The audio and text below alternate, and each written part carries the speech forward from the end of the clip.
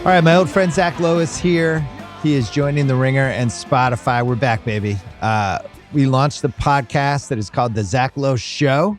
It's going to be Monday next week. There's a YouTube channel that's already up, and you're going to be doing a bunch of stuff for us, and I couldn't be more excited about it. This is a great week. Great to see you.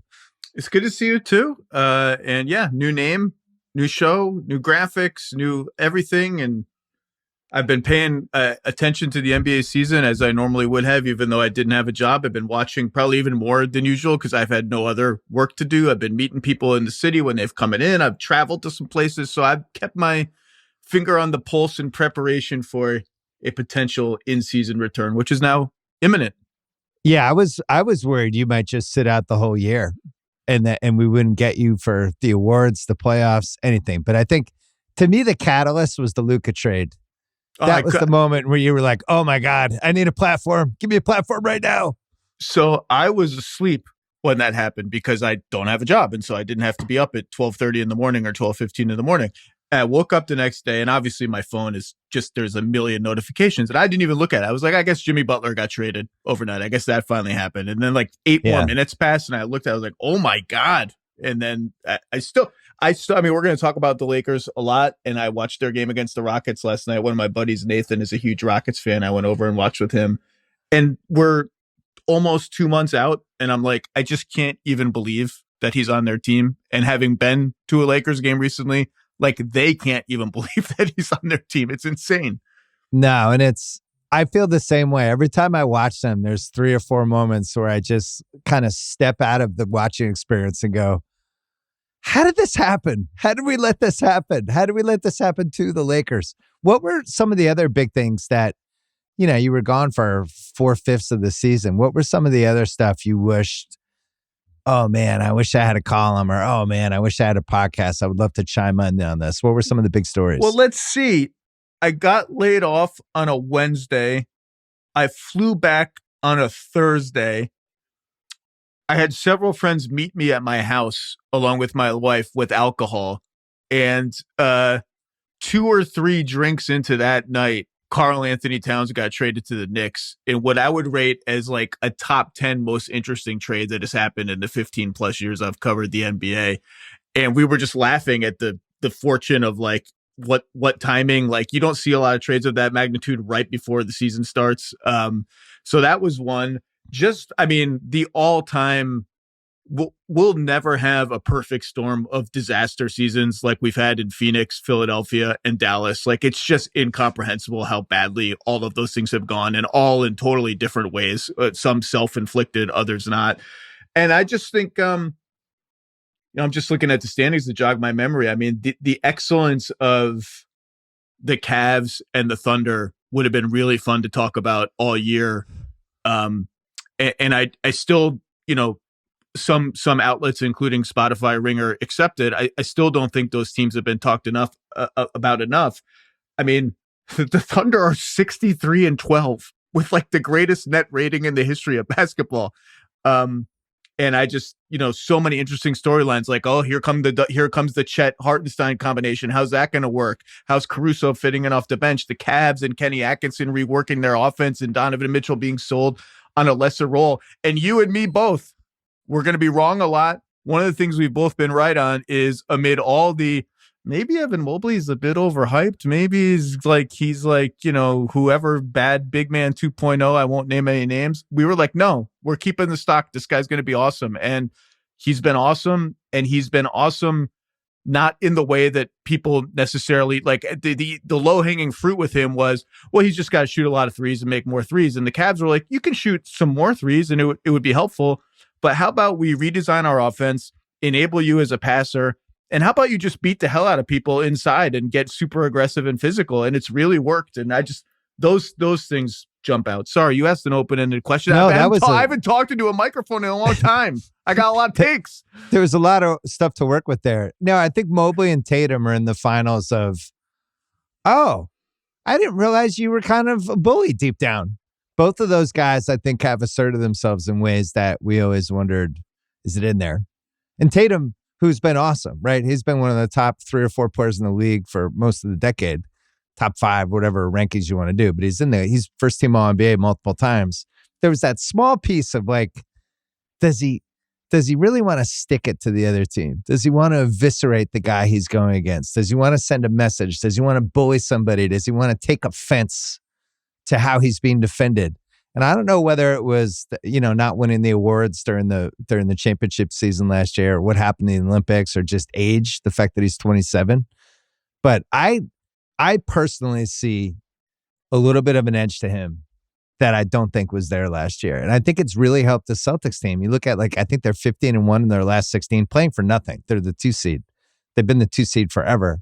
But there's an edge to them now. And they go on the road. I feel like they have that little swagger that I think you need on a back-to-back team. I think he's a big reason for it. And then Mobley, same thing. Just seems like he's not a pushover anymore.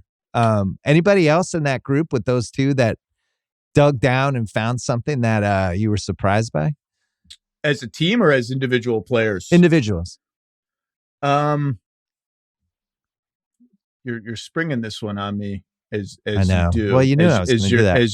I guess Reeves would be another one, right? Oh, that had a little more in there than maybe we were. Yeah, I don't want to expecting. spoil our coming talk. Our gimmick. Reeves is going to make an all-star team at some point, if not multiple all-star teams. Reeves is very, very good.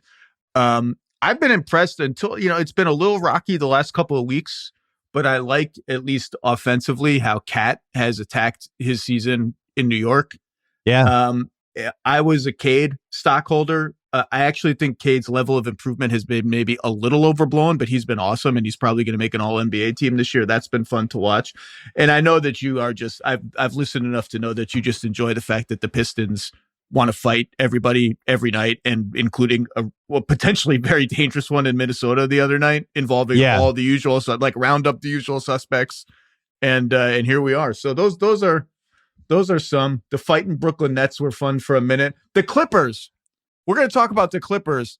If you had told me the Clippers are going to be 43-32 in this 4-team morass for 5 to 8, with Kawhi having played less than half the season, and look on a lot of nights is this do I gotta get back into this again? Am I going to fall for the not fall for it, but that I don't see Ty Lue's name coming up a lot in Coach of the Year, and I think that he at least should be in the third place, second place talk. Yeah. Well, when I went to that Clipper OKC game last week, and I was watching the intensity and the physicality of it, and it kind of helped frame where my brain was for the playoffs, because I feel like whatever competitiveness I was watching in that game and how high level it was. So I left the game and I'm driving home and I'm like, how many teams could actually get to that? And it's interesting that the Clippers are one of the teams, right? We don't know what's going to happen with the West. Memphis is still in the middle of the pack in the playoff thing, but they might be the 8th seed by the time we actually finish the season. It's going to be roulette left and right. But I see a team like Minnesota, and I think fundamentally they could get to what I watched in that game, right? Intensity, competitiveness, defense, switching, physicality. I think the Warriors might be able to get there, as weird as that sounds, with how late they've gotten in the season. The question for me is the Lakers, because they're big. And we went to the Laker game together last week. They're missing a rim protector. LeBron has to rebound, I think, a little more than maybe he's ever had as a burden in his career. And same for Luka. They're going to have to patch some stuff together. But ultimately, it's a pretty physical team in kind of a different way. Do you think they have that in them, that when we're talking about intensity, competitiveness, the defense, the banging, we saw it last night? It seems like they do, but I'm a little suspicious just because of how much of the load is on a 40-year-old LeBron. I think that's fair. They've actually been outscored with LeBron, Luka, and Reeves all on the floor together, and yet and that's mostly because of defense. I think all those guys are bought in to the right kind of style on offense. I've talked to some of their coaches about it. They're very, very excited by some of the off-ball stuff, by some of the motion that those guys have bought into. And I do. I mean, 3 to 4 series is going to be hard for a team with a 40-year-old. And once you get by the first round, it's every other day, relentlessly the whole way. But they have a level, at least for an isolated period of time, maybe not 6 weeks, 8 weeks, but I wouldn't count it out either. But they have a level. I'm a believer.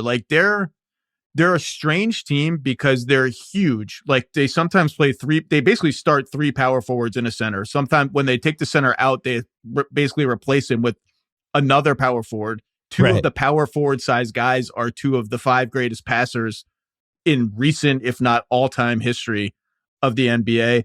Hachimura has been great for them. Vincent has been great in the last month. Finney Smith has been great. Their non-center lineups have been tough to deal with, and they just have those two nasty Terminator passing chess master dudes at the top of it. Like I wouldn't want to. They beat the Rockets last night, and like I wouldn't want to play them. I would think hard about picking them over essentially any team but the Thunder in the playoffs. And I don't think the Thunder love that matchup either and have not loved that matchup. And by the way, you mentioned LeBron. A lot of concern about, his up and down play since he came back from another injury. Yeah. Couple of games where like the double digit streak seemed to be in semi jeopardy for a hot second. I like all fair, fine. A, he's 40. B, like, remember he guarded Jokic in the playoffs a couple years ago and guarded him pretty well. And it was like a 6 or 8 minute stretch. And that's like all they could ask of him. Last night, JJ Redick can go to this 40-year-old dude and be like, we just need you to guard Şengün for maybe the entire game. Can you go do it? And he's like, yeah, I'll bang with him the whole game. Like that's right. Deserves a lot of credit for that. Yeah. And the thing that jumped out to me, seeing them a couple times in person recently, is athletically, he doesn't, I remember there was a moment with Karl Malone in the early 2000s where he still looked like Karl Malone. His hair was going, but physically he was about as imposing. But athletically, there was just some slip, and you could feel it. And you could feel that when Jordan was on the Wizards. Now, granted, it's a different era. They have way better ways to stay at the top physically now. But you could see like, oh, he's losing this, he's losing that. LeBron will have these moments where it's like, this guy looks athletically as devastating as he was 10 years ago. He had that block last night in the Houston game where he was up. And he read it, and it was like, it wasn't a chase down block, but it was half court, but he was up in the air. I was like, all right. Yeah, I think round one is going to be a little easier for them with all the breaks. Round two is the separate the men from the boys round. And that's where the teams with the bench, like Cleveland and OKC and Boston, it's such an advantage. You're just playing every other day. If 1 to 8, if the 7 and 8 seeds come out of this group of Clippers, Minnesota, Warriors, Grizzlies that are all jostling for those places, and one of the Dallas, Sacramento, Phoenix brigade of losers does not like somehow sneak in to one of those spots, every round one series is going to be a battle featuring a team that you could talk yourself into winning, other than maybe Memphis, the way Memphis is sliding right now, but they have an upside that's pretty high too. And by the way, can we just say before we get to it, because I don't know how much time we're going to talk about them, how embarrassing is it that the Phoenix Suns cannot catch for 10th either the Kings, who can't beat anybody right now, or the Mavericks, who finally got some of their players back, but have largely had like no players. And the Suns still can't catch them. And I know you and Russillo have talked about how pathetic they've looked defensively in a lot of games, how disengaged they've looked. But like these teams are begging to become, these teams have been the equivalent of Eastern Conference play-in teams for like a month, which is a horrible insult to levy at any Western Conference team. And the Suns are like, we still can't catch you. We can't catch you. And so they've had, if you kept a list, if the expanded standings had a list of, wow, you just didn't care tonight games, other than the lottery teams and the teams that are tanking, Phoenix would easily be the number one. I mean, speaking of that, how many emails did the league send Danny Ainge before they finally had to find the Jazz? One of the great parlor games of the season has been looking at the Jazz box score every night and being like, all right, so who didn't play? And yesterday it was Walker Kessler, DNP, returned to conditioning. Is Lauri Markkanen dead? Is John Collins on a beach in Mexico somewhere? Like, it's so embarrassing. The Jazz the Raptors have been embarrassing for the past month. Like, hey, we're just not going to play any of our guys in the second half of any close games. The Jazz have been embarrassing the entire year, and Phoenix has somehow been more embarrassing than the Jazz relative to expectations. Yeah, I got a lot of takes. I haven't talked into a microphone. I know, you're firing them off. I haven't been able to make fun of the 26 teams would trade places with us. Matt Ishbia's statement that's going to be in Springfield one day. That was the best. With 26 EuroLeague teams? 26. I think he just meant all the teams. He meant college, G League, Europe. Doesn't matter. Sorry. Phoenix and Philly, I think it's been a really, really crazy, weird season. But I think when you see all of these teams that are either falling apart down the stretch, throwing away second halves, resting guys or sitting guys out for the season with fake injuries like foot contusion, back stiffness. Like we've never been better at fake injuries. This is another case for me that we should be at 70 games. Why do we need this extra month of 12 teams not giving a shit? How shocked were you when Zion got shut down for the season the other day? Was it the equivalent of the Luka trade level of shock that the Pelicans had to shut down Zion for the season? I was amazed he played 30 games. And then they had the list of all the games he's played. I mean, when you look at the Zion and Ja, that combo in that draft and how few times those guys have actually been available in games, pretty incredible for how much time we spent talking about that lottery coming up, how important it was, how transformative it could be. And then, neither of those guys could stay on the court. That's why all the talk about what happened with Taylor Jenkins, what happened with Noah LaRoche, what happened with Isalo, this Finnish coach that they've hired and now promoted. Why now? Why with 9 games left? Well, they're sliding. They can't beat any good teams. Their record against above 500 teams is terrible. They had expectations, blah, blah. It shouldn't be the 6th paragraph of that you mentioned that John Morant just plays half the games. And right. Brandon Clark's injury was a sneaky big blow to their team. He was a big glue guy for them, a lot of their best lineups. And if you take out your best, if not maybe your best bench player, but certainly your best backup big, and your star plays half the games, you're not going to beat a lot of the above 500 teams in the Western Conference. It's going to be hard. And the vibes are off. I think, people have been writing about it, but I think the teams that have been interacting with them and playing them are kind of like, same thing with Phoenix. You could feel it early on with that Phoenix season. I think to me, the Philly thing was not surprising to me at all. I went under on them in the over-unders. I didn't like the Paul George signing and was trying to be careful about how I framed it. I thought it was the wrong city for him. I thought it was super risky. I knew why they had to do it. But I wasn't surprised how it played out. I'm still stunned by Phoenix. And, it's one of those things you look back and you're like, how did we get this so wrong? Why did we think Budenholzer was going to come in and unleash this awesome offense? And it's been the opposite. Why did we misread the chemistry thing? Why did we discount role players? I still don't have an answer, because if you're doing the All-NBA exercises, Booker and Durant, credential-wise, are kind of in the mix for a third team. And yet I don't know if I can do it because of how bad that team's been week to week. I don't have an answer. So you're watching this from home. Are you what would you have written if you could have written a Suns piece in January? Well, I mean, that the offense is just fine, and fine isn't going to be good enough, and it's not dynamic enough. It's still not dynamic enough. You can go back and look at the transactions that they've made. We don't even need to get into the Durant thing, but just the Ayton Tumani Kamara, who's really good in Portland, for Nurkic thing has turned into a disaster. And then you have to salary dump Nurkic and attach more stuff to salary dump him. And Beal just doesn't play. Beal still doesn't play enough games to get the offense running at full throttle. And then the defense is, the bottom 10 in defense is basically all the tanking teams in Phoenix. And some of their bad defensive games are the mistakes, the non-rotations are just suggestive of a team that doesn't care. And they have better games than that sometimes, but sometimes it's no one rotated from the weak side. No one even seems angry that no one rotated from the weak side. No one gives the my bad for not rotating from the weak side. Just all right, on to the next one. Yeah, if you're going 1 to 10, how close-knit does a team look when you're watching them in person? And 10 would be any team that Tim Duncan was on, where he had his arm around every single player in his team during every timeout and every foul stoppage. And that was just the feel-good, we love each other kind of era. That was one of the reasons I'll defend Tim Duncan to the death. His teams always had that tightness, that closeness. You could see it when you went to the games. And the Suns were a 1.5 or a 2. I was shocked. They just looked like vessels passing in the night. Timeouts, nobody talking.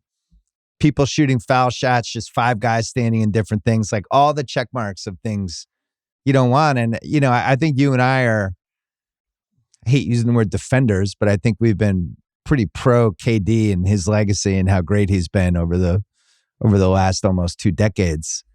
It gets tough when you look at these last few years. I think it's going to become part of how people remember him, that he was on just a series of unhappy teams. He still has a chance to fix it maybe this summer, wherever he goes, maybe with after his max contract. He's already talked about how he'll take a minimum contract to end his career on a good team, but it's not nothing. This has been 4 years of, what's wrong with KD's team? I don't want to do the Durant thing now, the Durant what if thing. But I will say that I have long been so fascinated with Durant that after the Warriors won their second championship, and it was largely anticlimactic, the only piece I could think of to write, the headline was, "What does Kevin Durant want?" And it was a lot about how he had been unfulfilled by winning the first championship. And I talked to him, and I talked to tons of people who had been around him. And literally 3 nights ago, watching an NBA game with a buddy, he was asking me about Kevin Durant, and I said, "Man, I don't really want to write a book. It's one of the things I thought about during this time. Not the right time for me, but boy, would I love to write the Kevin Durant book." Like, I just think his career and the fork in the road of the 2016 offseason and the reverse engineering you could do, the what ifs, all the paths not taken, is just endlessly going to be fascinating, because talent-wise and statistics-wise, there's like no question this guy's one of the 10 to 12 best players that has ever played. And there's been nobody like him ever stylistically. And anyway, that's it. No more KD, unless we talk about where he's going to get traded. I think it's fair to, even though LeBron has the most points ever, I think KD has a legitimate argument for best scoring forward in the history of the league. When you look at like the peak years he had, plus the totality of all the seasons, things like that. You mentioned all the what ifs though. Just one thing and then we'll move on. The Seattle thing I think is a bigger what if than 2016. If that team just stays in Seattle, and I think that should have been a top 7 or 8 market just from an owner spending money. They had all this money moving in from the tech world that was already there, and that was going to keep getting bigger. And I just think there's this alternate universe where Howard Schultz doesn't sell, the Sonics stay there, and Durant's still in Seattle, and he's the most beloved athlete in the history of the city. Like that's or at least since Ken Griffey, but he's in the running for most beloved Seattle athlete ever. And I really think that's a parallel universe that could exist. He never leaves.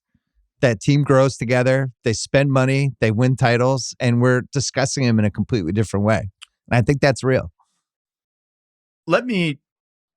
I live about as far from Seattle as possible in the NBA market. Right. The Sonics have not existed for 17 years, 18 years now? Yeah, something 2008. Like that. I still have a Sonics conversation with somebody in New York or Connecticut every other week, every month. I see kids who were not alive when the Sonics existed, wearing the green and yellow, like just throwback stuff that their parents got. The Sonics matter so much to so many people, and something about that color scheme, the Peyton Kemp teams, the frenetic way they played has stuck in the collective memory and even like outlasted the generation of fans who were there. Yeah. And obviously we all agree, like they need to come back in Seattle. The Supersonics need to exist again. Well, it's going to happen, especially after the Celtics got $6 billion plus, which was the number Adam Silver wanted the whole time. I talked about it last summer. They wanted to get to 6. Now they can get 6 for the 2 expansion teams. I'm not positive who the 2 teams are going to be. I think it's 100% Vegas and 90% Seattle. We'll see. But I'm really hoping it's Seattle. And if it's not one of the expansion teams, I think there's a couple teams that could potentially be franchise movers. We're going to take a break and come back and play. We had to do a gimmick on your return to the pod. Let's go. The Bill Simmons podcast is presented by FanDuel. If you're in need of a midweek boost, FanDuel is America's #1 sportsbook, and they have you covered with an NBA Hump Day Parlay Profit Boost. Every Wednesday, you get a Parlay Profit Boost on everything from spreads to over-unders, even player props. We have some good games on Wednesday, including Detroit and OKC. You could do Miami, Boston. You could see which Boston guys are playing, bet on the threes forever. Whatever you want to do. Don't let the weekend have all the fun.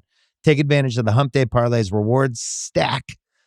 Who knows? It might just become your favorite day. Look for the Hump Day Parlay on the FanDuel app to find your profit boost, or visit FanDuel.com/BS. That is, once again, FanDuel.com/BS.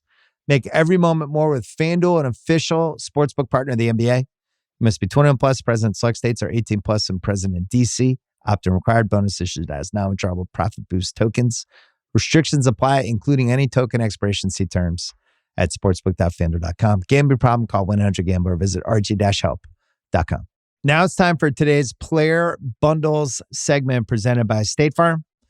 Though it's tough to crown the best play in football history, no one can deny the magic when the right two players work together to pull off the unexpected. I hate admitting this, and I was at the game, and it almost broke my heart, and I'm still bummed out about it. But the helmet catch, I think, has to be considered the best play in football history. The Patriots tried to go 19-0. The Giants, Eli's running around. There's 9 holding penalties on the play. They don't call any of them. Chucks it up into the middle of the field. And David Tyree jumps up, makes a catch that probably would have been the most incredible catch of the year anyway, because he catches the ball against his helmet and it somehow doesn't get dislodged when he lands. 2 guys are on him, keeps the drive going. The crowd made a sound that I can't even describe. And I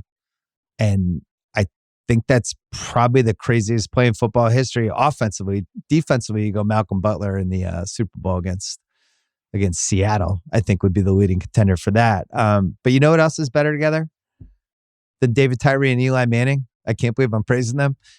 Bundling your home and auto insurance with the personal price plan from State Farm. The personal price plan lets you call the place so you can choose the right coverage at a price that's right for you. So talk to a State Farm agent today to learn how you can bundle and save with the personal price plan. Like a good neighbor, State Farm is there. Prices are based on rating plans that vary by state. Coverage options are selected by the customer. Availability, amount of discounts and savings, and eligibility vary by state. Hey, before we do our gimmick, can we talk briefly about Lakers-Houston last night? Yeah. Because I watched the whole game. I was really interested in Houston and how they would play the Lakers and what a weird matchup that is. And like the amount of athletes they have. Could they basically just kind of overrun the Lakers? A little like what the Bulls did the game I went to when the Bulls just basically ran them off the court and the Lakers fell asleep and they let it happen. It was like, well, what will this look like? What will this look like as they whip all of these athletes at the Lakers for 2.5 straight hours? And my fear in the back of my head for the Rockets was this is going to be a close game in the last 8 minutes and the Lakers are just going to out-execute them. And I'm not going to love the shots the Rockets took. There's going to be those mismatches. The toughest thing with the Lakers now is you have those 3 guys. And the third guy is Reeves, who is a guy that on most teams, I think is now like a 23 to 25 points a game guy who can not only create his own shot, but create shots for other people. And now you're putting your worst defender on him. And you're just constantly it's like whack-a-mole, trying to figure out who do you stop. And the Rockets lost. And I don't think it was an accident. I think if those teams played in a playoff series, that would be the result. What was your take watching it? Yeah, I mean, the Lakers are a big team, and your little guy, your Fred VanVleet, is either got to guard Reeves, or if Finney Smith's on the floor, maybe Finney Smith instead of Hayes, or maybe Hachimura, who got a couple post-ups last night in that kind of matchup. And, you know, the Lakers are running a lot of stuff where Reeves and LeBron will screen for each other away from the ball while Luka has it. And that cutting is what teams don't want to switch because they don't want to switch a small guy onto LeBron. And they have Luka just waiting for whatever pass opens up. And when they don't switch, someone cuts open or there was a miscommunication. I think Finney Smith got a 3 in the second half last night out of it. They're just hard to beat in a chess match, no matter how athletic you are, because they're big. But the Rockets, like if the Rockets could throw speed plus shooting at them, that's a different kind of equation for the Lakers.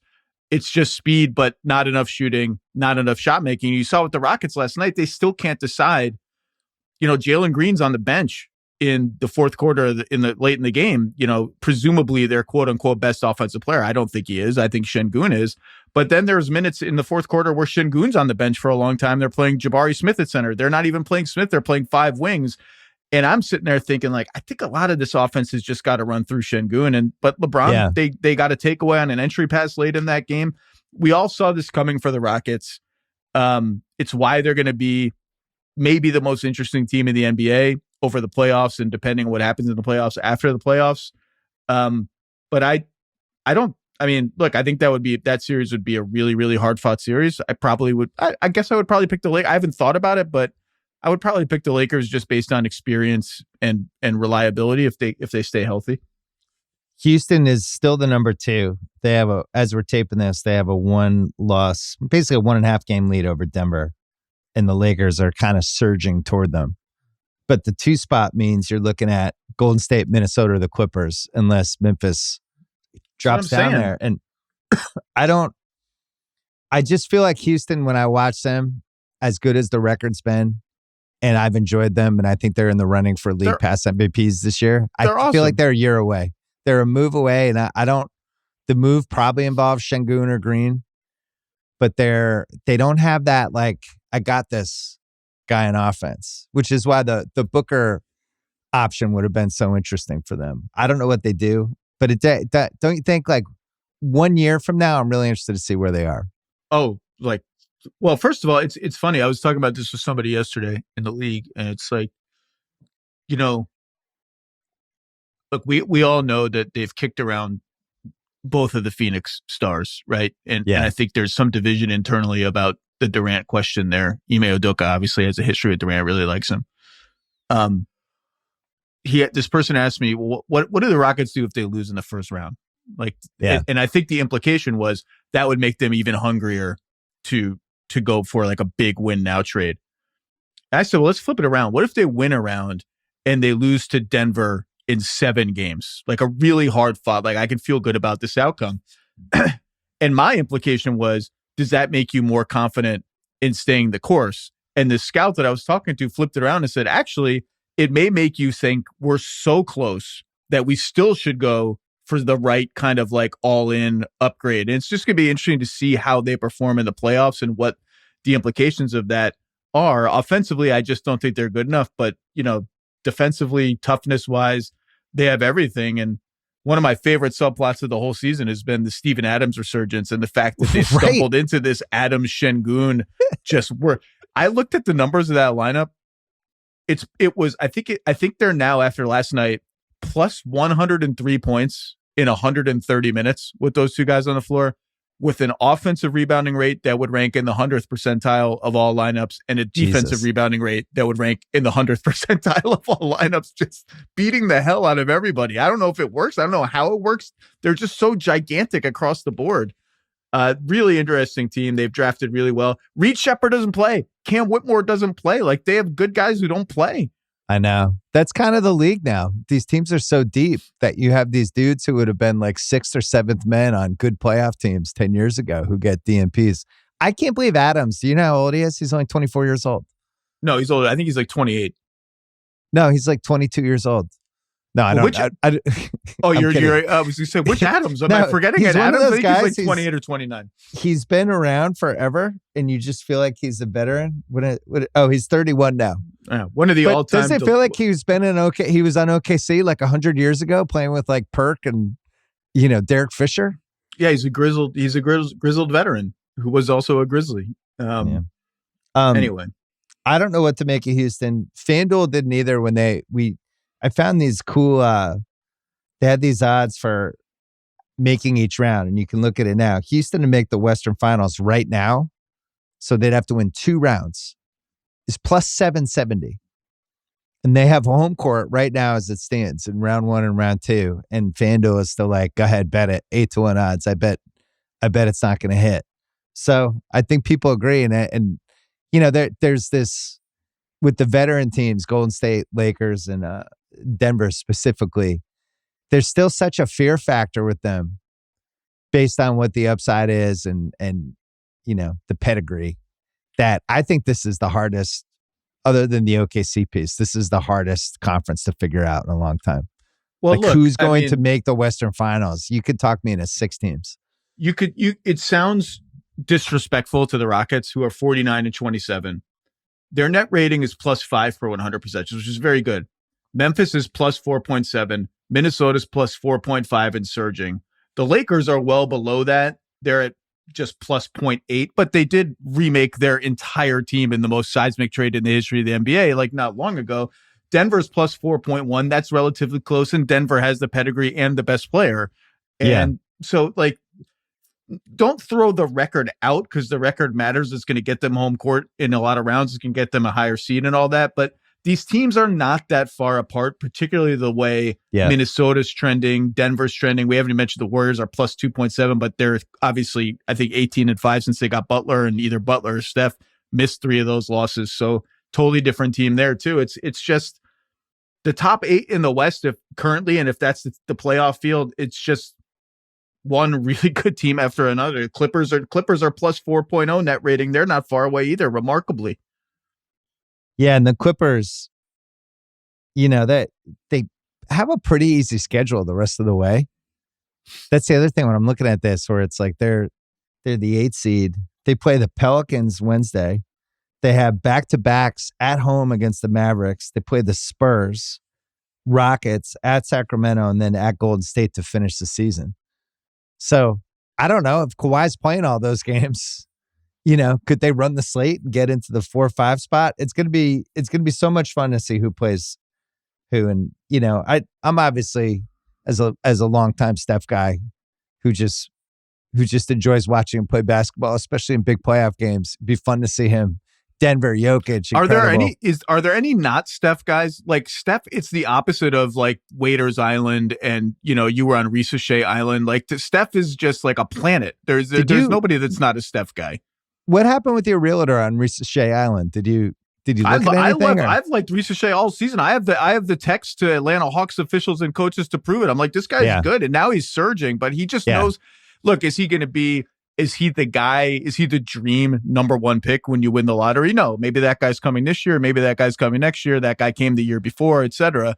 But it was very clear right away. The guy knows how to play basketball, and he's big, and he's a decent athlete, and he's smart, and he does a lot of things pretty well. And now he's coming along, and you'd have Hawks fans saying, "Wait a second." You'd have Hawks fans saying, "Hey, wait a second! Don't give Rookie of the Year to Castle quite yet. Our guy's making a push on a team that actually semi matters this season." Yeah, I think that's fair.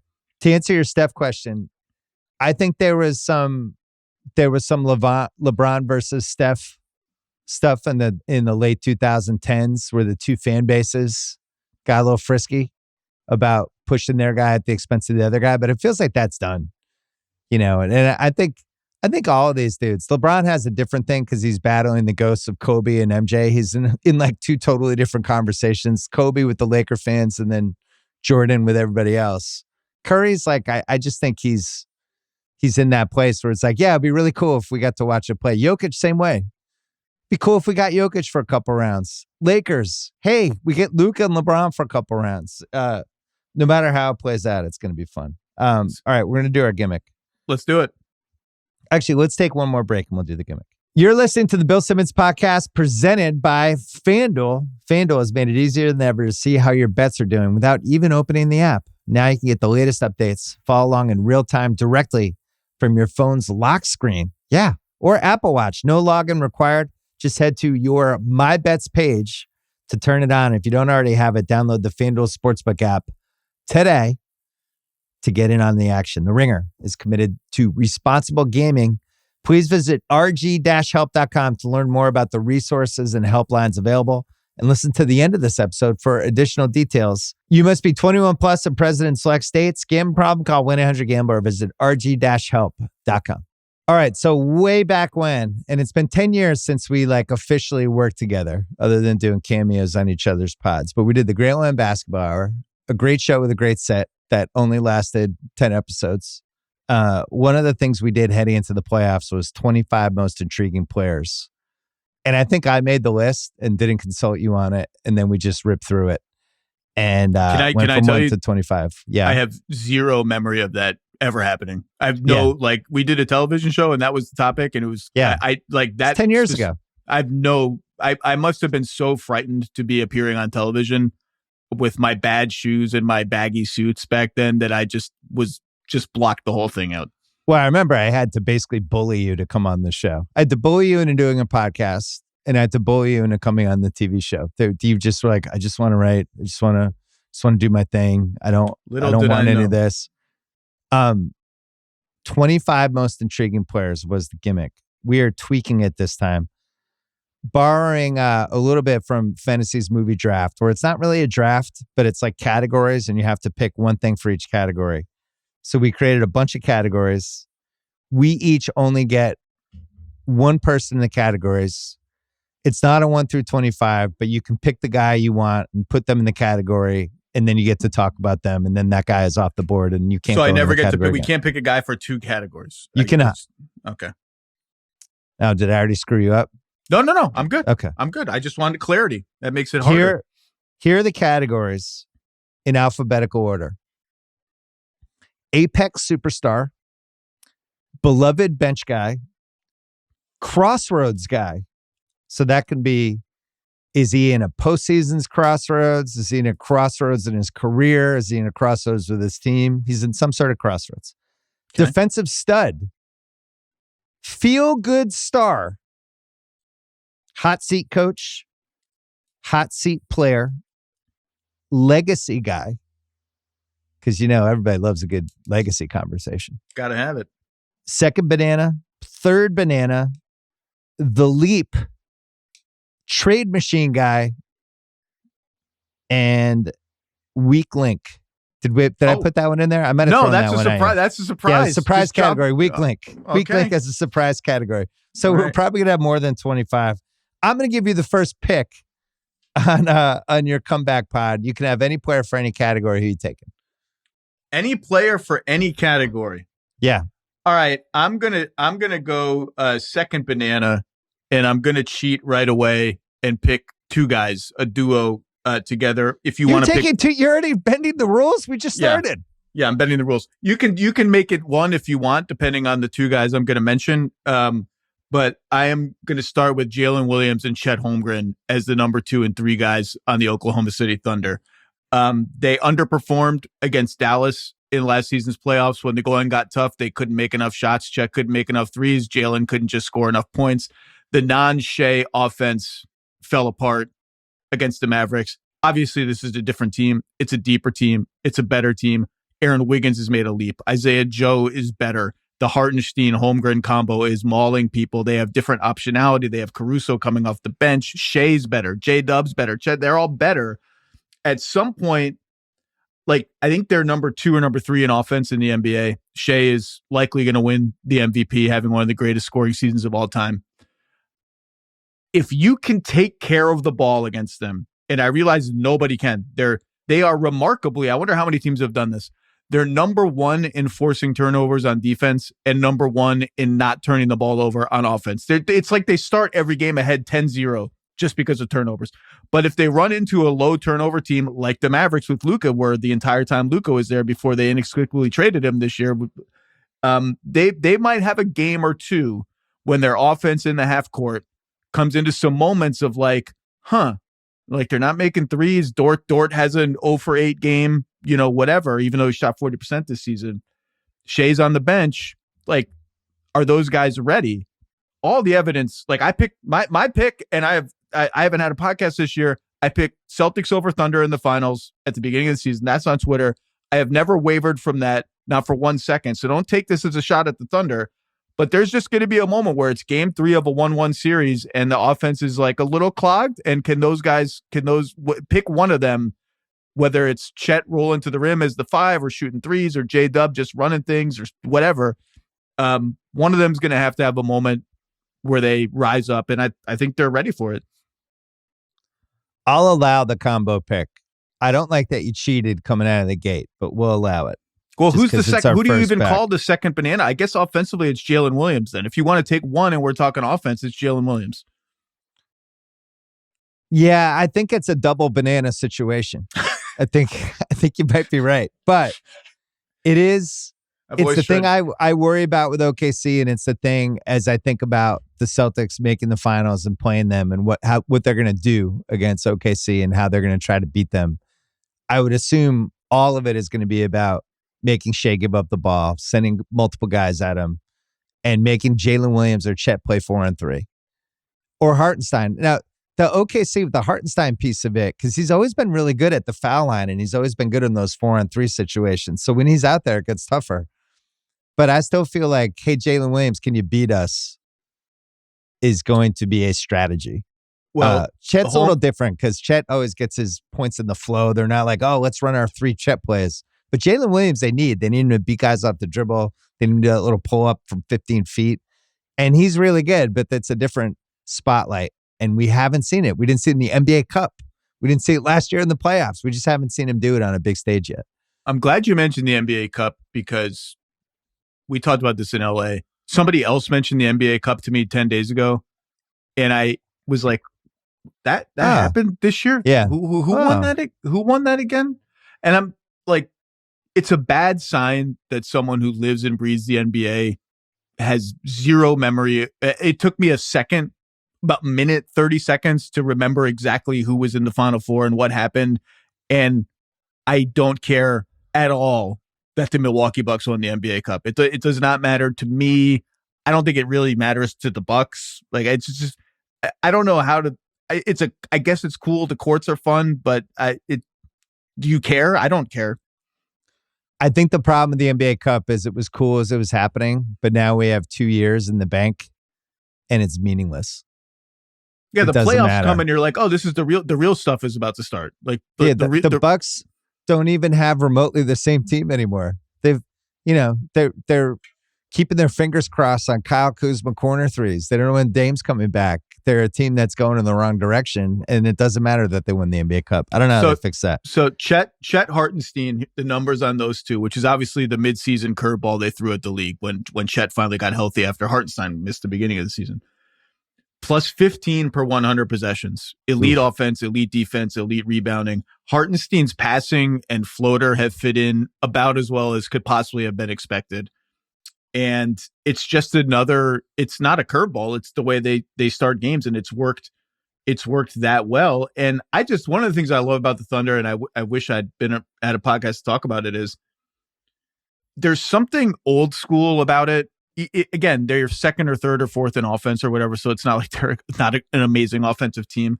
Yeah. I just love the fact that in this, like, are there too many points? Is scoring too easy? Are there too many threes?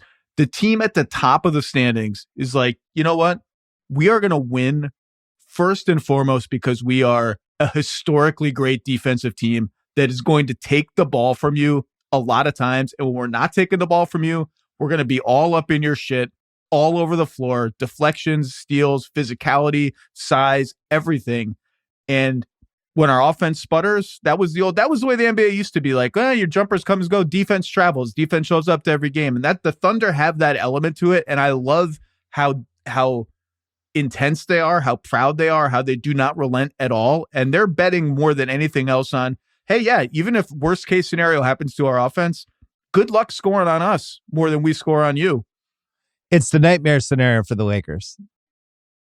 And I am in the camp of don't get sucked into, the Lakers, expertise, veteran, like 2 scorers. This is the kind of team. Like when I saw OKC on Sunday night play the Clippers and they were missing a couple guys. So they had to play Dort and Caruso and Wallace together.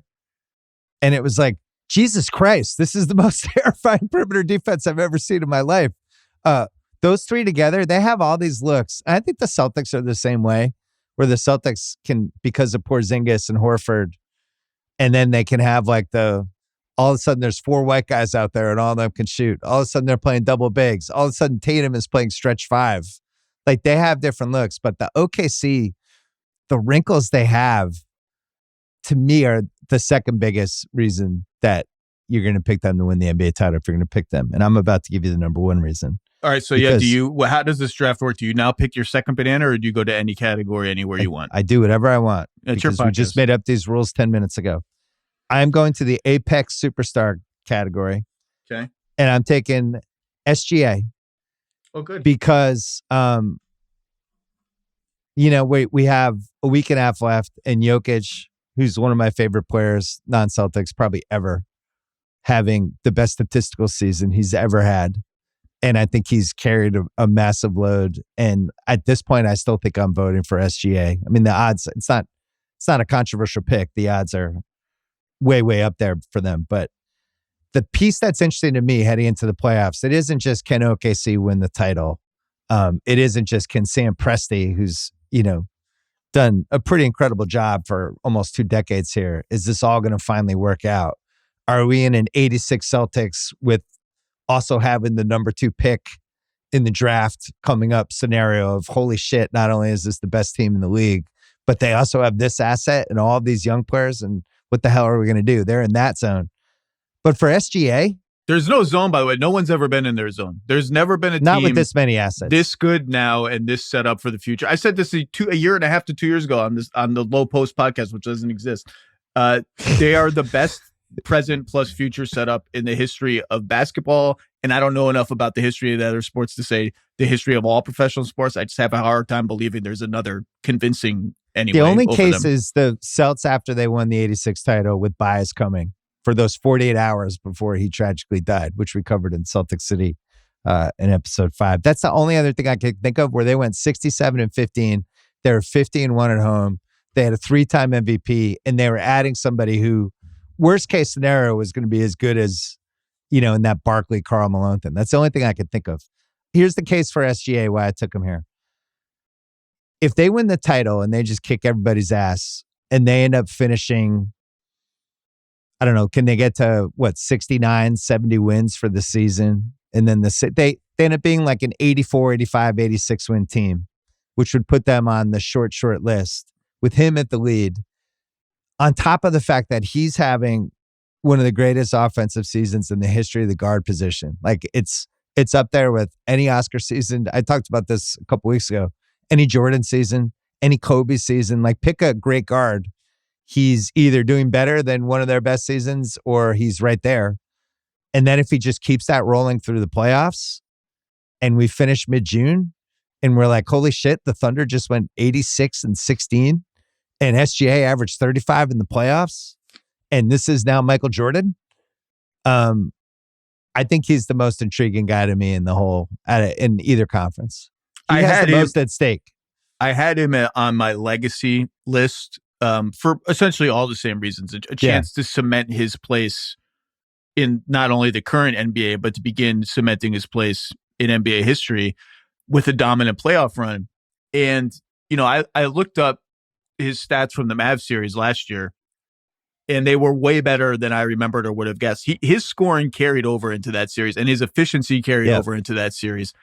He's not an A+ playmaker like some of the other, like Jokic, like Luka, like LeBron. Yeah. But he's B+, A-, and he's gotten better. And I think that series, the Mavericks' size, the way they clogged the lane on him, tested his playmaking. And I don't think he was quite there yet as a playmaker. And I don't think the Thunder supporting cast and shooters were definitely not quite there yet. I think they're there now. And I don't see any reason. I mean, people talk about you got to put size on him. This guy's a good matchup for him. You've talked about Tatum trying to guard him, or Brown trying to guard him, or Anthony Edwards trying to guard him. Like, no one has been able to really guard him. And I don't see any reason that the scoring is going to, it might slow down a little bit just because the percentages are preposterous across the board. I think the scoring is going to persist, and I think the team around him is more ready, and I think the other parts of his game are more ready. And I think he's just unbelievable, and I expect him to continue to be unbelievable in the playoffs. I hate nobody's talking about these guys enough, and nobody's giving these guys enough credit.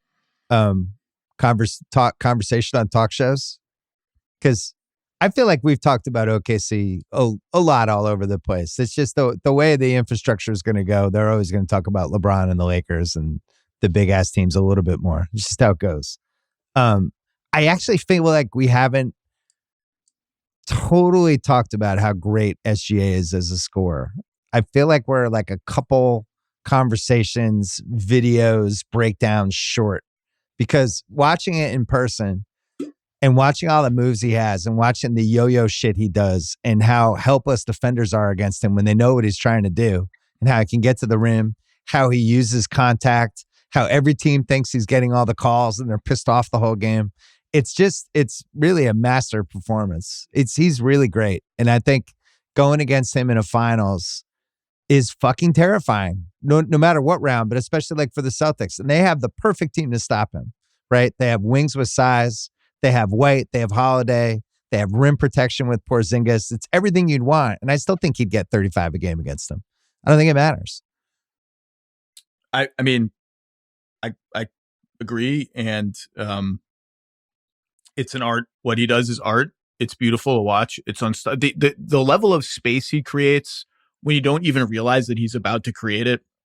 Yeah. Is just like he'll have 5 feet of open space, and you're like, wait, did he even do a hard jab step? Like, what move was that got that? Yeah, they guy? were guarding him at midcourt. How did people he are create the space? so afraid of him getting by them because he has a top gear that he doesn't use much because he doesn't have to use it much. That he just a little glance forward, guys are like jumping back, and he's just pulling up for these wide open 18-footers. And I think the reason, people in the MVP argument, which thankfully I have not had to be a part of this year, and hasn't been so ugly like it was the last couple of years either.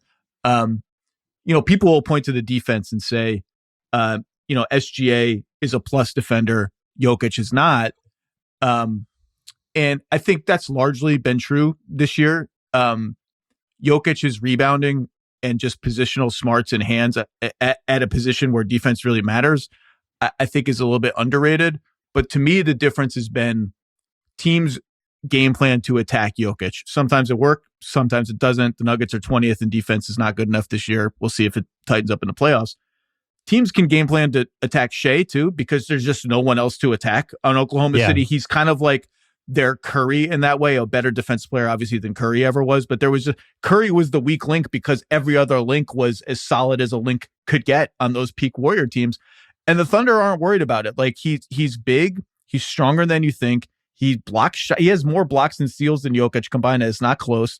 And they are ideally positioned around him to tilt the floor toward him if he needs any help. And they don't have to sit in coaches meetings and think, boy, what do we do when this team puts Shea in the pick and roll, or when this guy targets Shea? Sure, when Luka has him, it's going to be, the size advantage is what it is, but they don't have to sit there and think that hard about, we got to scrap everything we're doing defensively because they're going to go at Shea in this way or that way. Right. It's so funny how it's evolved, because when I was going to see him as a rookie on the Clippers, and it was like, this guy's kind of Rondo-y. I could see him like elite defensive player and a good playmaker. Like, he's a really interesting player. He's definitely going to be really good. But this is like, he's one of the best guards I've ever seen in person, ever. I don't know how long that list is, and I'll probably have to figure it out at some point, but it's on the short list of the best, most impactful guys. Like the Clipper game I went to Sunday, he couldn't buy a shot. It just was one of those, the ball was rolling around the rim, the ball was hitting the back. Like, he was getting all the shots he wanted, they just weren't going in. And it was kind of shocking to watch. It was like, oh my God. If Shea's not getting bounces, he always gets bounces. Anyway, all right, we're on a slow pace. We've only done two. What's your next guy? All right. I'm going to go, in the interest of leaving you some of the categories that are you don't have to leave me anything. You try to destroy me. Like OKC's going to try to destroy the Lakers. I didn't know we were actually building a team. I feel like this guy qualifies as either one of the bananas, but I'll take him in the leap category. Okay. On the other number one seed, Evan Mobley in the playoffs. I just can't wait to see how this Cavs team looks in the playoffs on both ends of the floor. I think their offense is number one with a bullet. Mitchell has done enough in the playoffs. He's had a couple dud playoff series, but he's also had 3 or 4, oh my God, playoff series. So I trust him. Garland, I trust. I trust the offense largely, despite the spacing concerns. It still, theoretically exists playing two big guys together. Defensively, I'm very interested to see, depending on the matchups and if they do get to Boston, how they match up in some of those series and where Mobley is on the floor, and how does he have to guard Tatum? Does he guard Brown? He's guarded all these guys here and there, but how do they utilize him? But I think the Evan Mobley thing is even against the Celtics last year when Jared Allen got hurt, he played center, and all of a sudden everyone's like, oh, he's got to play center. This is he looked amazing rolling to the rim and dunking, and he looks amazing now with the big-to-big passing, with the cutting, with just, oh, you're going to put a wing on me. I'm just going to dribble from 18 feet out and beat the hell out of him and hit a hook shot. I I would have him in pen on second team All NBA. I actually thought about him for the 5th spot on first team All NBA when Mitchell started slumping a little bit. I think Mitchell has now popped out of that slump and reclaimed that spot. But that's how good, and I heard you and Russillo talking about whether Anthony Edwards was coming for that spot. And I was saying, like, I think actually Mobley, given he's averaging 21 a game, what he does on defense, what he does as a playmaker, has a case to be at least in that discussion. But I'd have him in pen, second team All NBA. And all that said, we've seen what happens to this team's offense in the playoffs. It's a totally different offense, new coach, Garland's healthy. That was the most undersold thing in dumb NBA conversations going into the season, is people just not remembering what a miserable season Darius Garland had health-wise last season and what a difference a healthy Darius Garland was going to make. But there's going to be moments where the floor gets tight and a team really challenges them to like all your little fancy cutting stuff, which I think they've actually done a little less of lately when I've watched them. All that's going to be scouted. We're going to be totally dialed in on that. It's going to get harder, and it's going to get harder in ways that test Evan Mobley. And this team reasonably now has championship expectations that don't ride only on him, but I think he is the biggest swing factor, along with their, how are they going to defend these big wings when they run into them? Like, is Max Strus really the guy? Is DeAndre Hunter really the guy? By the way, the DeAndre Hunter lineup, like Hunter in Strus's place and the other 4 starters, has only played like 30 minutes. I'm actually surprised how little they've used that lineup. Think they're saving it? I don't know. I just think they've been number 1 seed for like a month. I don't really understand why their defense went sideways. I'm with you on Mobley. There's going to be, I think he's their most important guy in a Celtics series. More important than Mitchell, anyone else they have. And there's going to be 2 or 3 times in that series where he has an open 3 in the last 4 minutes of a game they need. And I'm not sure if it's going to go in or not. And it might not. But that's going to be the thing. If he's hitting threes and doing all the other stuff and looking like late 90s KG on top of the 3-point thing, then they could win the title. But there's no question. Is he defensive? Is he defensive player of the year? I can't decide. I don't have a ballot because I gave mine up last year, and even if I wanted to get it back, I don't think they give them to unemployed people. But you're employed. Well, now I am. But we'll get you a ballot. I can't decide. I'm starting to buy into the Draymond self-created hype for defensive player of the year because he has been spectacular the entire year. Jaren Jackson Jr. has missed some games and still gets into foul trouble like once every 3 games. They just have to take him out constantly because he's in foul trouble. And obviously Wemby is not eligible. I'm going to continue that conversation with my next pick because I have some thoughts. Okay. I'm going to grab in the defensive stud category. Okay. Lou Dort. Wow. Okay. I haven't done all my defensive player of the year work, and I'm not going to say I think it should be this guy. I really want to study it because I think it's really interesting that there's no clear-cut guy. I'll just say this. Lou Dort is the best defensive player I've watched this season in multiple games, and I've been shocked by some of the shit he's done. I think it's possible he's never made an all-defense team, and if that's the case, that's going to change this year. What he did to Jaylen Brown in the game in Boston was startling. We were arguing on Sunday's pod about how tall he is because I was watching him stand next to other dudes, and I swear he looks like he's 6'2". Maybe he's 6'3", whatever he is. But he guards everybody. And the thing with him that how good of a defensive player he is people get actively bummed out when he's on them. He had a game, I think a week or 2 weeks ago when he just was I'm just going to take out Desmond Bane today. And Desmond Bane went 1 for 12. He destroyed Brown in the Boston game. I went to that Clipper game and he could guard everybody in the Clippers. I've been to 2 OKC Clipper games where Harden's just has this look this is the worst 2.5 hours of my life, all these dudes, but especially Dort.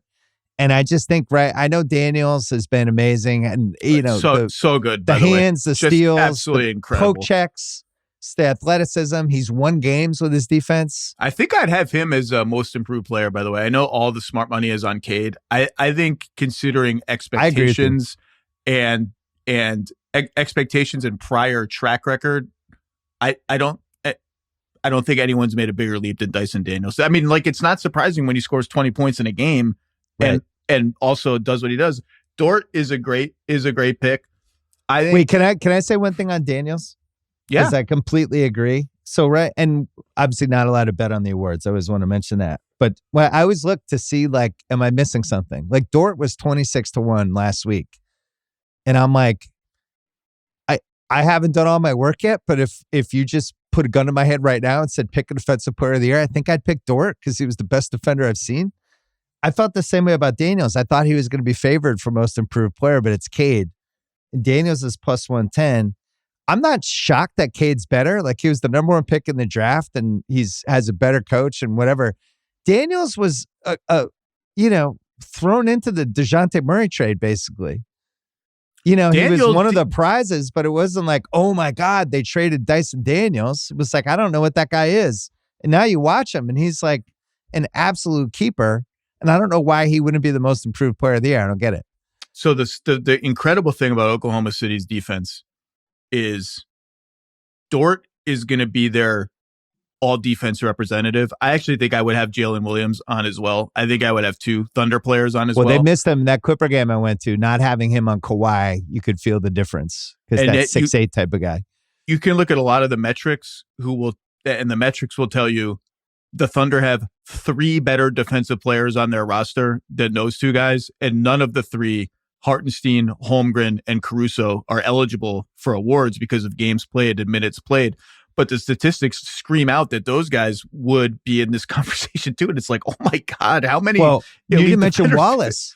And Wallace is another one. Yeah, Wallace is another one. Wallace is like, he and Jalen Williams, you don't see a lot of guys who will I'm just going to swipe at the ball constantly because I can do it without fouling you.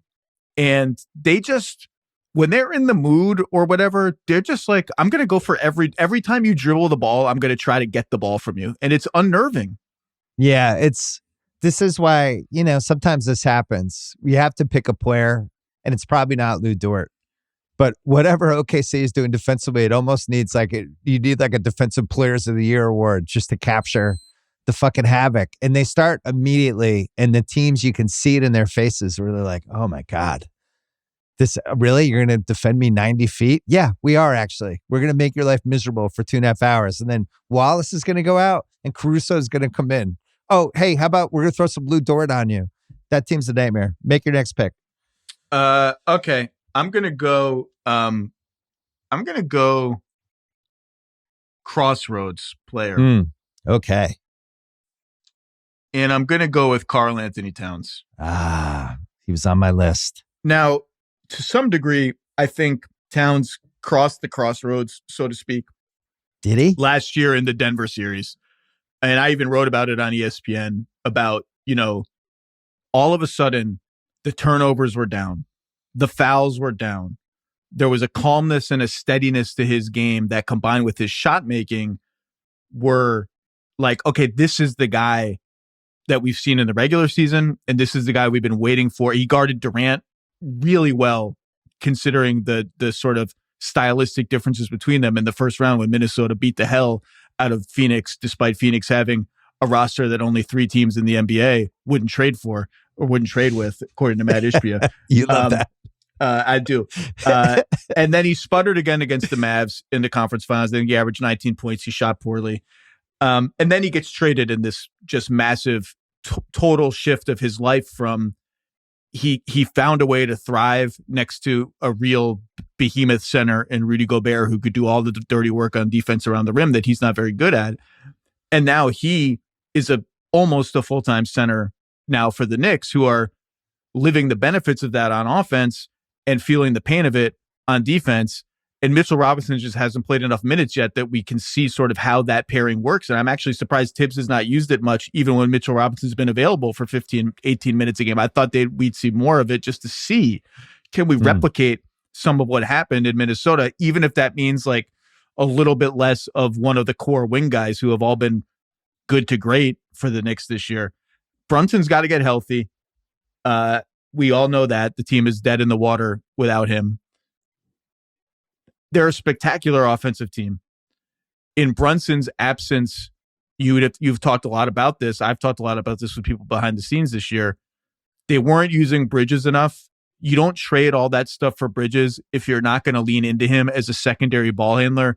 Even when he's the third, fourth, or fifth best guy on the floor, he has that skill set that you should swing the ball for him to do. Hey, do a inverted Mikal Bridges, Jalen Brunson pick and roll. Swing into a Mikal Bridges, Towns pick and roll. Just involve him more. Now they've had to. He's thrived. Yeah, who could have believed that a guy who used to average 23, 24 a game would actually know what to do if you ran a play for him? And he's even gotten to the free throw line a little bit. He's averaging like 3.5 free throws a game since Brunson went out, which feels like an avalanche compared to the almost 0 he was averaging before that. But I do think they've been almost written off, I think, as a real threat to Cleveland. Boston is a different story. Boston is a nightmare matchup for them. I think the Knicks are better than I'm higher on this team than consensus, despite the obvious limitations of Towns in the middle. I think they were the biggest threat to Boston last season. Obviously, they've completely remade their team since then. Yeah. Now, they might have a very interesting first round. They will have a very interesting first round series, either against an upstart Pistons team or maybe even the remnants of the Bucks. The remnants of the Bucks. I think there's a great team in here somewhere, even as is. And a lot of that has to do with Towns finding a way to still contribute on offense when teams do what they're going to do, which is put wings on him and put their centers on Josh Hart. And his production in those scenarios has been uneven. And just, can he do enough defensively to survive with all the help around him? You could argue he crossed the crossroads last year. He kind of did. But this is a new team, new setting, new expectations. As good or better, I think, than the Minnesota team he was on last year. And I just, let's see how it looks. And is the Robinson thing still a wild card that we could see a little bit more of in the playoffs? Or is it just too late for that? I'm curious about that too. Yeah, I'm not banking on Mitchell Robinson. No, you can't. Celtics are a nightmare matchup for Towns.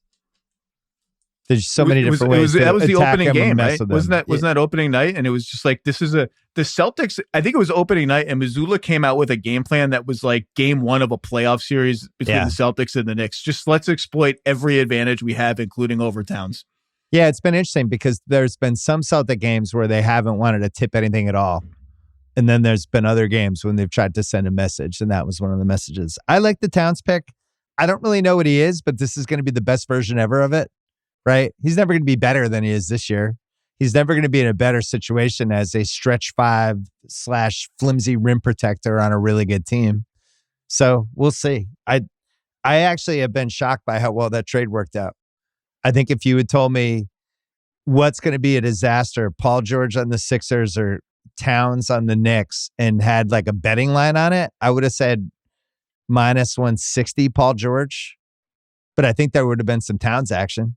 And you think it's surprising that it was it got to Paul George has to cancel his podcast? It's so bad levels of disaster. What are we going to do without podcast P? All right. Well, man, there's a lot of good picks left. Let's go legacy guy for my next pick. Okay. And some good legacies on the line here. On the line? Some good legacies on the line. There's going to be a lot of legacy talk. If legacies he doesn't show up in the playoffs, his legacy is tarnished forever. This is it. He has to come through tonight. I think the Tatum legacy case is by far the most interesting of all the legacies, except for the Laker guys. And I don't want to take the Laker guys. I'll leave them to you. The Tatum thing, coming back from last year where he doesn't win either award, and then he goes to the Olympics, misses the first 2 practices, just had a kid, ends up not playing, buried on the bench, and then his transformation this year. And if he actually comes through it with a much tougher playoff competition this year and becomes the guy that we've been watching the last couple months, I think there's a real edge to him. I've been so impressed. Look, I know the Celtics have been locked in the 2 seed forever. I've been so impressed with how they've looked the last month or so. And I know when teams get locked into playoff spots, they have a tendency to drift one way or another, or you could have a tendency to overreact to what you're seeing. I'm seeing a really mentally tough team. And I think Mazzulla is fanatical about this whole season about what it's like to defend a title, what it takes, what kind of mental edge you need, how you have to have a bullseye, how you have to have a chip on your shoulder. I think he's been motivated them a lot. I think he's been really challenging them. And Tatum has been the guy that he's challenged the most, and Tatum does the most. And now he's in a situation where if they win the title, this is no 1A, 1B situation anymore. He's the best guy in this team, and he's one of the best 3 to 4 guys in the league. Well, and if they win the title... Did you waver from he's the best guy on the team at any point? I know Jaylen Brown won finals MVP. I'm just saying there was like 1A, 1B stuff last year with those guys. They were a pairing. They're not really a pairing anymore. He's the best guy in the team. And if he rips through and they win back-to-back and he's by far the best guy, now it's a different conversation about where he is career-wise, where he is historically. People start looking at his decade, the All-NBAs, all the playoffs. And there's some real great stuff sitting for him now. So I just wanted to capture the moment there, Zach. He was number one on my legacy, on my list of guys to potentially take for this category, just because if you are the best player and you win finals MVP and you break the no repeat streak that the NBA is in right now, and you do it emphatically, you become a 2-time champion, a back-to-back champion on the Boston Celtics. I think you catapult up into different historical kinds of conversations. I think he's going to get there anyway because he's still so, he's right in the meat of his prime of his career. He has so many years left. His career numbers, if he stays healthy, are going to be outrageous across the board. He's just become a better all-around player year to year, every year, in every possible way. 6 assists a game this season, his career high. His defense is always good. You never have to ask Jason Tatum to play hard on defense, to play smart on defense, to take tough matchups, to guard up in size, to do whatever the team needs him to do. He's just an awesome player. And, you don't win the title without being mentally tough. They are mentally tough. I think there's been periods of this season where their offense has not, Ryan, I've heard him call it hunt happy, where they just kind of settle into old patterns, and the patterns are effective, but you feel them just sort of just settling for the sake of settling. When they don't do that, when they mix in the hunting of the small guys, which if they get a Halliburton or a Garland or whoever is going to be a huge part of a Brunson of every series that they could possibly be in, a Dame, if not, knock on wood, Dame can get healthy. When they mix that in with, don't forget you have a pick and pop big man. Don't forget we have all these other off ball actions that we can run. They become very, very hard to guard, and he's at the apex of all that. Yeah, there's a strength thing with him. Remember like LeBron in the late 2000s when we were like, he's got to get stronger. He's got to start posting up people. He's got to be more physical. And then there was some moment, probably when he got to Cleveland again after the Miami thing, where all of a sudden physically he just seemed imposing. And you could feel it, and you could feel the shift. And it's like, you can't guard LeBron with that guy anymore. A little of that's happening with Tatum when they try to put smaller guys on him. He just is bullying people, and he's really strong now. I've been really impressed. I think he's checked every box for me. I was worried last summer. His 3-point shot was going sideways. He was benched in the Olympics. I was like, oh my God, where's this going? And instead it went the best possible way. What's your next pick? All right. Someone's got to do it. I'll just go to the trade machine category. No, I left this for you. Someone's got to do it. Yeah. Haven't talked about Giannis yet. Let's talk about Giannis. Oh, I thought you were going someone else. Jesus. No, we can do the Durant thing. We can do the what does Boston do with its payroll thing going forward with the new owner. There's plenty of time for that. Like, that's all fun. We've all done that stuff. The Bucks just exist right now in this purgatory of, I think, even with Dame, even with Portis coming back, even with Kuzma integrated into the lineup, it just felt like with blah, just not good enough. And Giannis maybe just putting up 30, 12, and 6 every game, and it was like, what did I just watch? And I'm a Damian Lillard true believer. He's been on my MVP ballot multiple times when I've had an MVP ballot, on average higher than he was in sort of the aggregate voting in those seasons. I think he's one of the greatest leaders the NBA has had in a long time.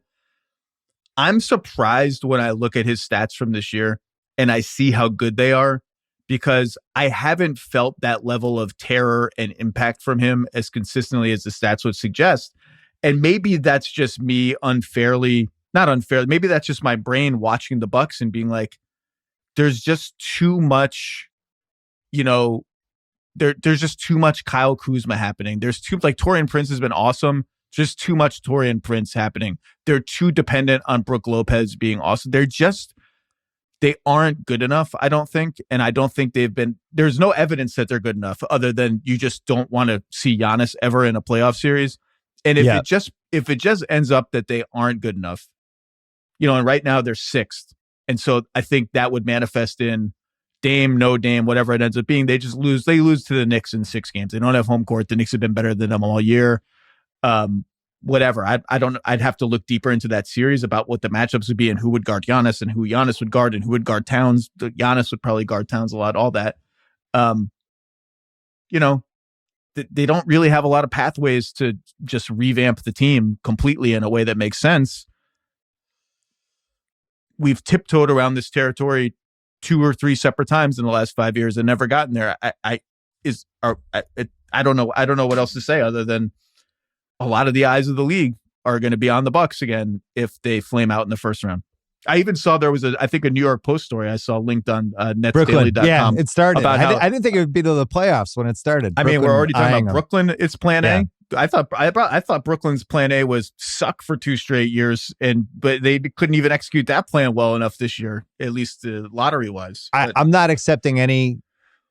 If I have to dust off Picasso the trade machine territory, I will. But I'm not ready to talk about the Giannis future in detail yet because I don't want to spoil our June podcast.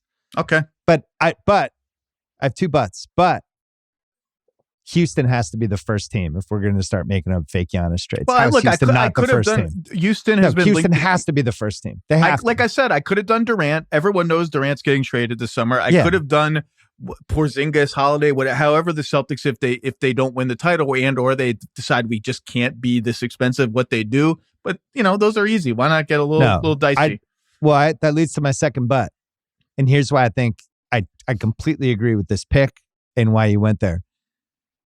If you're a Knicks fan, and I know a bunch of them, you're not that scared of the Bucks, and they have Giannis in the middle of another awesome Giannis season, and people are like, would you rather play the Pistons, Pacers, or Bucks? Is a real combo we're having. I think Giannis could average 40 and 20 in that series, and they would still lose in 5 or 6. I don't think it would matter. I just think they're beating the Bucks, and if you're Giannis, you're at the point of your career. I don't know what's important to him. He keeps it close to the vest. But is this just going to be what the rest of his career is like? I don't feel bad for him because they traded a shitload of stuff for Drew Holiday and Dame Lillard, and they won a championship. Yeah. So this is sometimes the price. When you give up that many draft picks, eventually you got to come pay the bill at dinner, and they're paying the bill. I hate to say it. The A.J. Johnson kid in Washington who got tossed into that Kuzma trade with Chris Middleton. Oh, you bought some stock? He's got something, man. The draft nicks all were like, this dude is a monster athlete. He's got something. And now he gets to play because if you're on the Wizards roster and you're healthy, you now get to play. Yeah. And he's got some stuff. It's not quite Quentin Grimes level regret. Just throw that on top of the Luka trade. Grimes had 40. What now? Again? Yeah. But, there's something there. All right. One more break, and then we'll rip through the end of this. All right. Since you picked the trade machine guy in Giannis, which I thought was a fantastic pick, I got to grab the other guy who has to be considered here, Ja Morant. Watching Memphis last night, the stuff that's been leaking out from there the past week, the fact that he doesn't play, the fact that the Grizzlies now feel like 2022 is about 11 years ago. I just don't know where this goes for him. Physically, it already seems like he's starting to break down a little bit. There's some questions about what's going on with his knees, his shoulder. Is he a winning player? And I just would love to be in the room if Memphis and Charlotte got on the phone and started talking about John LaMelo. Oh my God. I would just love to be the third party for that conversation. Now, the Memphis fans are going to get mad and the Charlotte fans are going to probably get mad too, but I would love to be in the room if that conversation is broached and then they both went into separate conference rooms. And I'd love to be in both of those rooms at the same time as they batted around what made sense and what didn't make sense. But I just find it hard to believe that he is not going to, I don't want to say be shopped, but I don't think they're hanging up. Well, when Zach Kleiman, the Grizz GM, came out a couple weeks ago and said in almost needlessly strong terms, like, we're not trading Ja Morant. Like, he made some statement about like, it's cool that it's fun that the inside people want to speculate about we're not trading Ja Morant. I was like, I know I haven't been fully employed this year, but I must have missed the parade of people like knocking on the door to trade 4 first-round picks for Ja Morant. Maybe for a guy making a max who doesn't play. I'm sure there are teams that would give up a lot of stuff for him, but I don't, like, he hasn't played enough. And I think one of the under-discussed stories of the season before the Grizzlies season went off the rails was he just hasn't looked like the same guy in the ways that he has to be consistently excellent at to be a number one guy on a great team. He's not finishing in the paint the same. His turnovers are up. He looks like wild and out of control sometimes, and he's always played with a certain wildness, but he could compensate with it. He could compensate for it with just, I'm such an incredible athlete that I'll make something out of this crowded, crazy situation. And more often than not, compared to before, he's not making anything productive out of it. And look, the jump shot has always been a question mark. He's shooting under 30% from three. I think teams give him threes. He's taken a lot of threes in a lot of games. That's either going to happen or it's not going to happen. The Ja Morant thing was just all about he's going to be unstoppable in the paint. And you want to pin it on this strange offense that they've been running this year with less pick and roll, more cutting, more motion, the kind of wheel offense that they've been running. Okay, fine. Like, he just hasn't, it used to be when he got into the paint and rose up or started pivoting and faking, you knew he's going to get off a pretty clean shot here or something that works for him. And now he gets in there and it's like, this could go haywire in a lot of different ways. And the percentages back it up. He just hasn't, he has core skill sets and stuff that he's never going to be great at. He's got to be great at the core stuff to be Ja Morant. And he hasn't been great at the core stuff this year.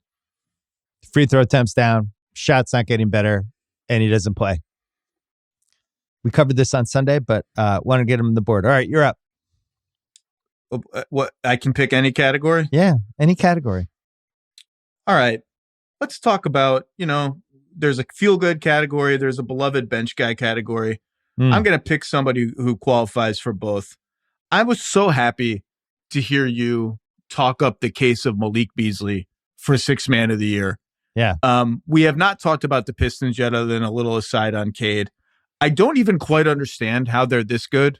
But they've been a top 10 net rating team now almost for the full season and top 6 or 7 for quite a while.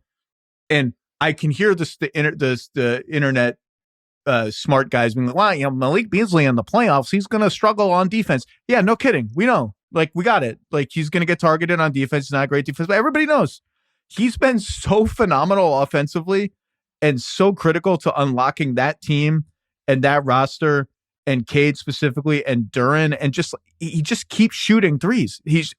I haven't looked it up in the last month, but like a month ago, I tweeted something like he was at some threshold of attempts like 12 per 36 minutes or 11 per 36 minutes and over 42% that only Steph had ever done before in any season. And I kept hearing how the Sixth Man of the Year was going to come down to Peyton Pritchard and Ty Jerome. I'm like, am I crazy, or has Malik Beasley been neck and neck with Peyton Pritchard and above Ty Jerome just based on minutes played alone? Ty Jerome's been unbelievable for the Cavs. DeAndre Hunter also belongs in that conversation, but Malik Beasley should be in consideration for number one in Sixth Man of the Year.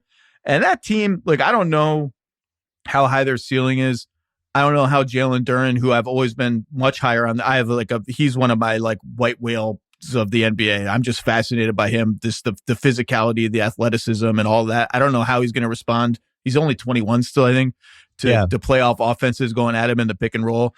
I'm not quite as scared of them if I'm one of the East favorites as maybe the numbers suggest I should be, but they are a great story, and Malik Beasley has been a huge part of it. So I'm just going to give him a little nod as my beloved bench guy. I love it. And I'm with you. Like, I'm just telling you right now, I'm voting for him for Sixth Man of the Year.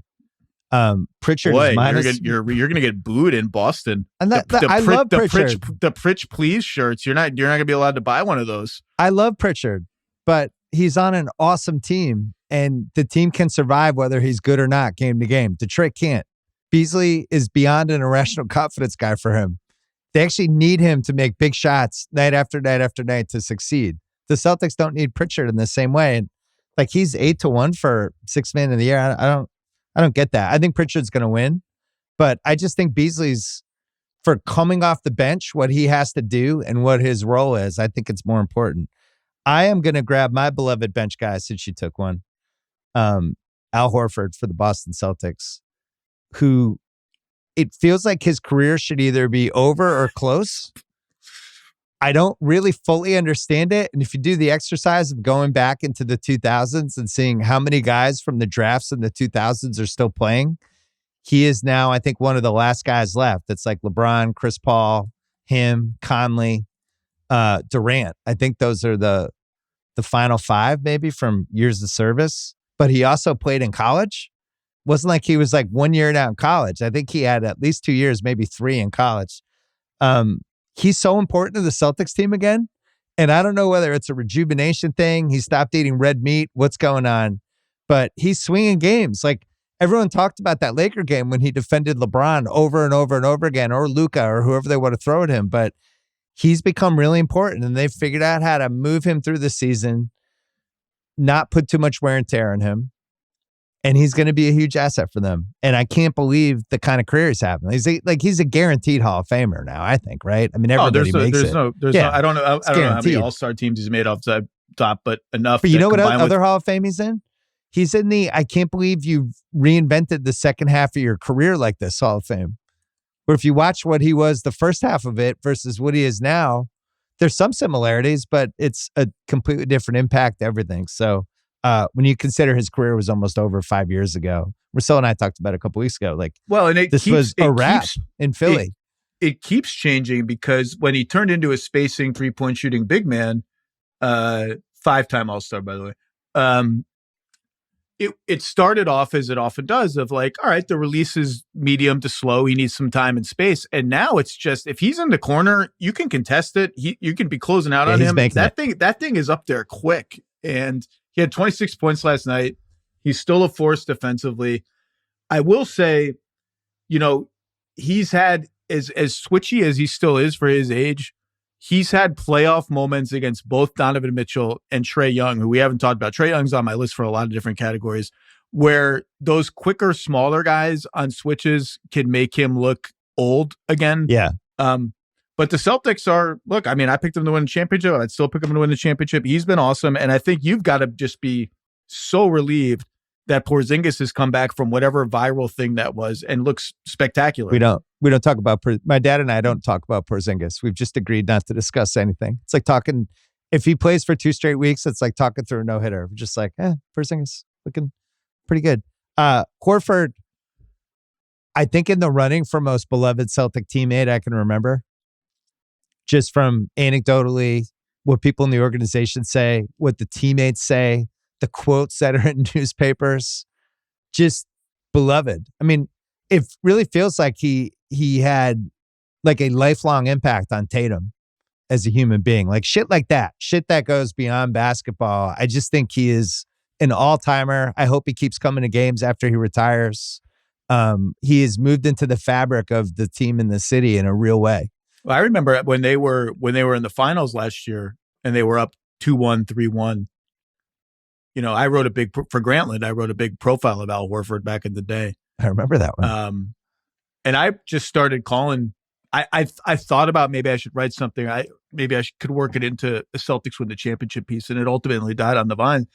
But I started calling just like Joakim Noah, Kyle Korver, Billy Donovan, Kenny Atkinson, Mike Budenholzer, suspecting that they were all watching the finals with more of an emotional investment than you would think, considering the distance between them and Al Horford.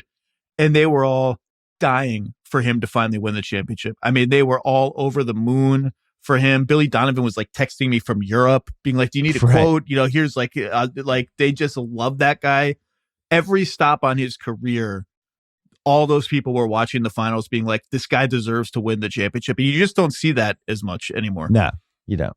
All right. We got to move with some pace now. What's your next pick? Okay. Why don't you take Trae Young somewhere? Let's talk about him. I'll go crossroads guy. Trae Young, You This don't is want, funny. You've taken two Crossroads guys. I don't know. I'm going to allow it. I'm going to allow it. No, I could put it. I could be a trade. He could be a trade machine guy. You can't be a feel good guy. So I don't know. I mean, my feel good guy. You know what? No, I'm not going to take Trae Young. My feel good guy, I guess, will be Steph Curry, because this was the best case scenario for Steph Curry. Yeah, you just don't get. Even when you have the rare chances that the Warriors got as an elite team who had this like gap years where they got to pick high in the draft and they whiffed on the highest pick they had in Wiseman, you just don't get to contend for this long. And the most likely outcome for Steph was always going to be he rides out the twilight in Golden State. The most likely good outcome, upside outcome, was he rides out the twilight in Golden State on good, solid teams that don't really have a chance to win the championship, but they're good enough. They're 46, 48, 49 win teams that if they made the conference finals because of matchups and just excellence, luck, whatever, be like, it's not surprising. It's kind of a fun team. And I think because the Butler trade just fell into the league's lap, they're better than that. Now, it's hard for me to see them winning the championship, but they're a pretty goddamn good team with him, with Butler. And I just think, the Warriors are 18-5 with those two guys. They're a threat to beat anybody in the West, maybe excepting Oklahoma City because they're just such a giant favorite over everybody else.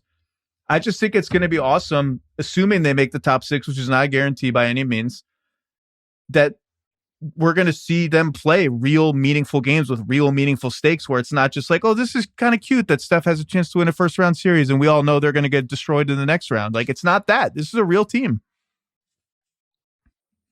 It's a delight. And it's why you do the Jimmy Butler trade, which I described as not a Hail Mary, but throwing into double coverage on 3rd and 14 and hoping your guy makes a play. They had to do it. You're just wasting. I loved it for them right from the start. I thought it was completely risk-free. I would have put Kuminga in it too if I had to. If it was a choice between the first round pick or Kuminga, I would have thrown Kuminga in there. It's a great pick. I have nothing to add. Feel good star for me. I think Mitchell belongs here because, the Utah thing wasn't, he had some good moments there and it got a little rocky near the end. And then he goes to Cleveland and it was a weird trade. They gave up a lot. And then the next couple years, people like me, and maybe even you were talking about he eventually wants to end up in New York, which I'm 100% sure is true. And then the Knicks door closes with Brunson. Brooklyn falls apart. And it becomes one of those situations where it's like, maybe this is the best spot for me. I really think that he probably went through that thought exercise and landed there. Like, we have really good players. Maybe I could be on a championship team. How do I elevate these guys? And, we talked about how he slipped a little since the All-Star break, but the game the other night was a good example of like, he still has that thing to him, that when you're in a playoff series, we're in a game 6, game 7, I need somebody who can go toe to toe with whoever the best guy is in another team. I think he has it. And he has a chance to now not only be a first team All NBA guy, but to maybe play in the finals. I think he's a great guy. I've always heard good things about him. He does a lot of good charitable stuff and seems like a good teammate. I think the Cavs guys all love him. And I'm just happy he's in that moment because I like him. One peg down, the Darius Garland situation also could have gone sideways. And the 100%. Rumblings around that were about his, I won't say unhappiness, but the uncertainty of whether this was really going to be the place for him with Donovan Mitchell having superseded him as the alpha guy in the backcourt. Those were true. And he's figured it out. He got healthy. They figured it out together. He's one of my favorite players to watch in the NBA. Deserved All-Star. It's a great pick. Love it. Okay. All right, you're up. I can't believe we haven't done hot seat coach yet. Well, because it's just like we're both scared. It's a sad conversation to have. Well, we could do. Why don't you just do fat? Let's each do a hot seat coach. Really, we don't have to talk about it. I'll go pick first. One. I mean, Mike Budenholzer. Oh, all right, that's fair. I think the seat, it's like an inferno. I don't know if it's hot. I think he's sitting in a pool of lava. But A, like he's a proven good coach, and B, Are you that embarrassing that you're just going to have a new coach every single year? Just gonna keep doing this. Like you're not going to give any coach. You're not going to give any coach any time. I don't see how he comes back. I just think this is who Ishbia is. I think he just every year is like, all right, none of this was my fault again. Who can I blame? I have Tibbs for this category. Oh my God. Yeah, I sure do. Yeah. I could think of like 3 names. That's fine. Not even counting the teams that aren't making the playoffs. I'm just looking at playoff teams. I have Tibbs. Wow. Yeah. Okay, make the case. I have a feeling I know the case, but I want to hear you make the case. Defensively, they're pretty easy to score on. Offensively, the numbers are great, and the Brunson Towns thing is legendary, all that stuff. I just feel like from a creativity standpoint, the stuff you mentioned earlier, and I've been talking about all year, and the Knicks fans don't want to hear it, but I just don't understand why you're trading all that stuff for Bridges, and then you don't give a shit about using them ever. I think there's a version of this team that is way scarier to me as a Celtics fan than they've tapped into.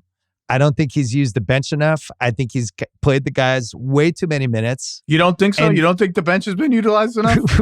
No. There was a game in December. I think it was December where I didn't watch the game. I looked at the box score the next day. They beat the Hornets by 24 points. I think the final score is 125-101.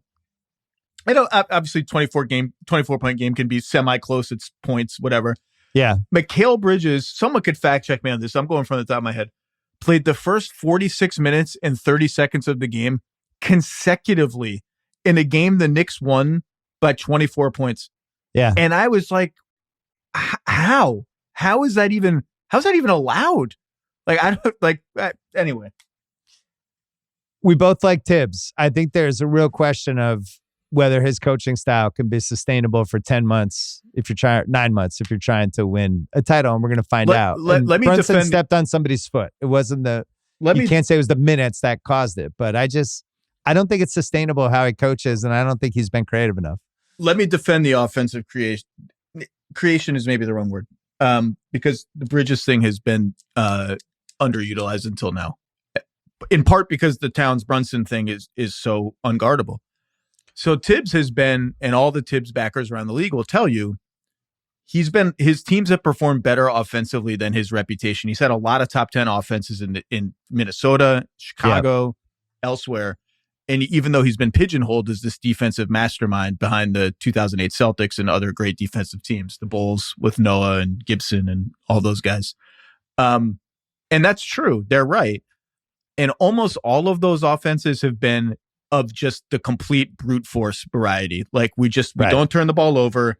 We're number 1 or 2 in offensive rebounding. We're number 1 or 2 in free throws. And we just beat the hell out of you. We isolate, we play simple basketball, low risk basketball, and we beat the hell out of you. This team still has some of that in it, but it's not built to be a great offensive rebounding team. It's not built to be a beat the hell out of you team. It is built to have a Josh Hart runs the ball down your throat 6 times a game team. But you can quibble with the Bridges thing, and I think you're right. I do think. Can I quibble with the minutes thing too? Because it's those two things together that I think are the biggest red flags. That's definitely right. But I do think it was interesting and smart how he decided to use Towns as a passing hub very early on in the season. They have a lot of artful cutting in their offense because of the way Towns lifts the opposing center off if the center is guarding him. Bridges is a good cutter. Anunoby's a good cutter. Hart is a great cutter.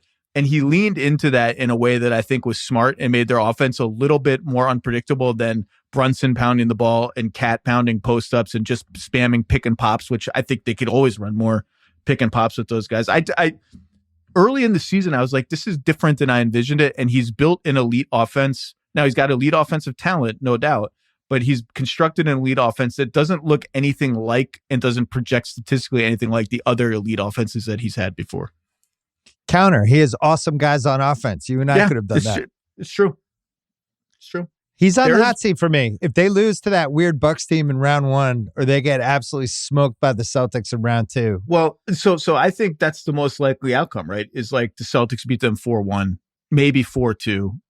And is that a failure, or do you say, well, we or do you say he's taken them as far as they could go? Well, we'll find out. All right. What's your next pick? Well, can I just name another coach? Yeah. let me be very clear. I'm a little rusty on this one. Let me be very clear for the aggregators. This coach is not in any danger of being fired. This coach's seat is ice cold. This coach was in the coach of the year conversation last year. I think he was number 2 on my ballot, and he was on pace to be that high this year before injury struck his team. We are long past the point where the Orlando Magic's offense, despite Suggs being out, despite Anthony being out, despite Mo Wagner being out, all of that, it just should not be this bad. It's so bad and so unwatchable and so uncreative that at some point, someone in the what is remains of the basketball media in Orlando has to gently ask the question of like, so what's the idea for this offense? And now the idea might be we trade Why are we a lot 0.78 points per possession? What the idea might be we trade a lot of stuff for a guard that can create a lot of the offense. We don't have that. The idea might be we trade a lot of stuff for a center that is either a threat diving to the basket, a threat popping for threes, a threat as a passer. They don't really have a guy who's a really good threat at any of those things. Oh, God. So those are all fair answers, too. But the coaching staff has just got no scrutiny for the fact that this offense stinks, and it stinks no matter who's on the court. And they're like 27th in offense. And I know their guys were hurt, and I know that they had injuries, that it takes those oblique things for Franz and Paolo. It takes time to recover from them. They still stink now offensively. It's like they scored 87 points last night against the Clippers. So I'm going to make that hot seat wild card. So we had hot seat coach, and that was supposed to be hot seat player, but we'll make it a wild card pick, player, coach. Yeah, can we? I agree with you. I don't know why their offense is so bad. Can we just at least have a meeting about it where we're like, maybe we need to bring in an assistant who does this really well? Can we at least talk about it? Are we not allowed? When is the expiration date on the Magic or like a feel good story? Is that? Are we done with that yet?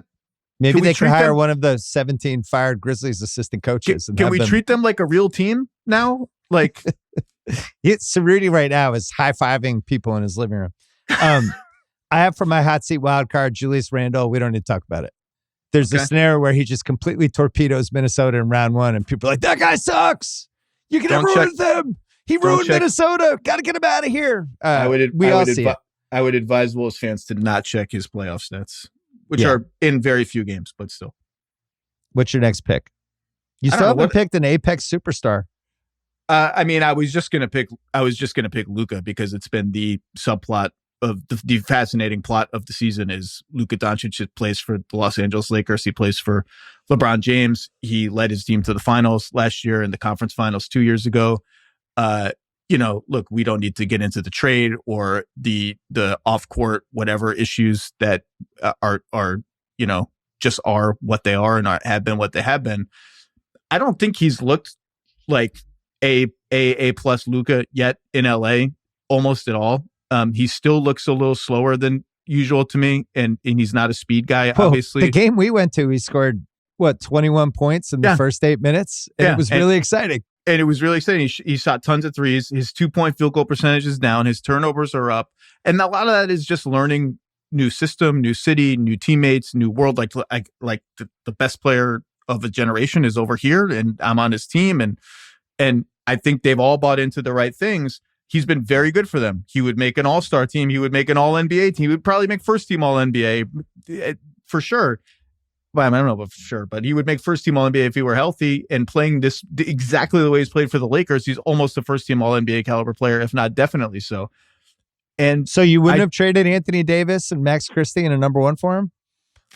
Well, I wouldn't have done it from whose perspective? I would have done. Or you wouldn't have taken that as a trade offer if you were the Mavs? You would have said no? I keep would Luka have. Doncic would have been your move? If I worked in the Mavs front office, I think I would be fired now.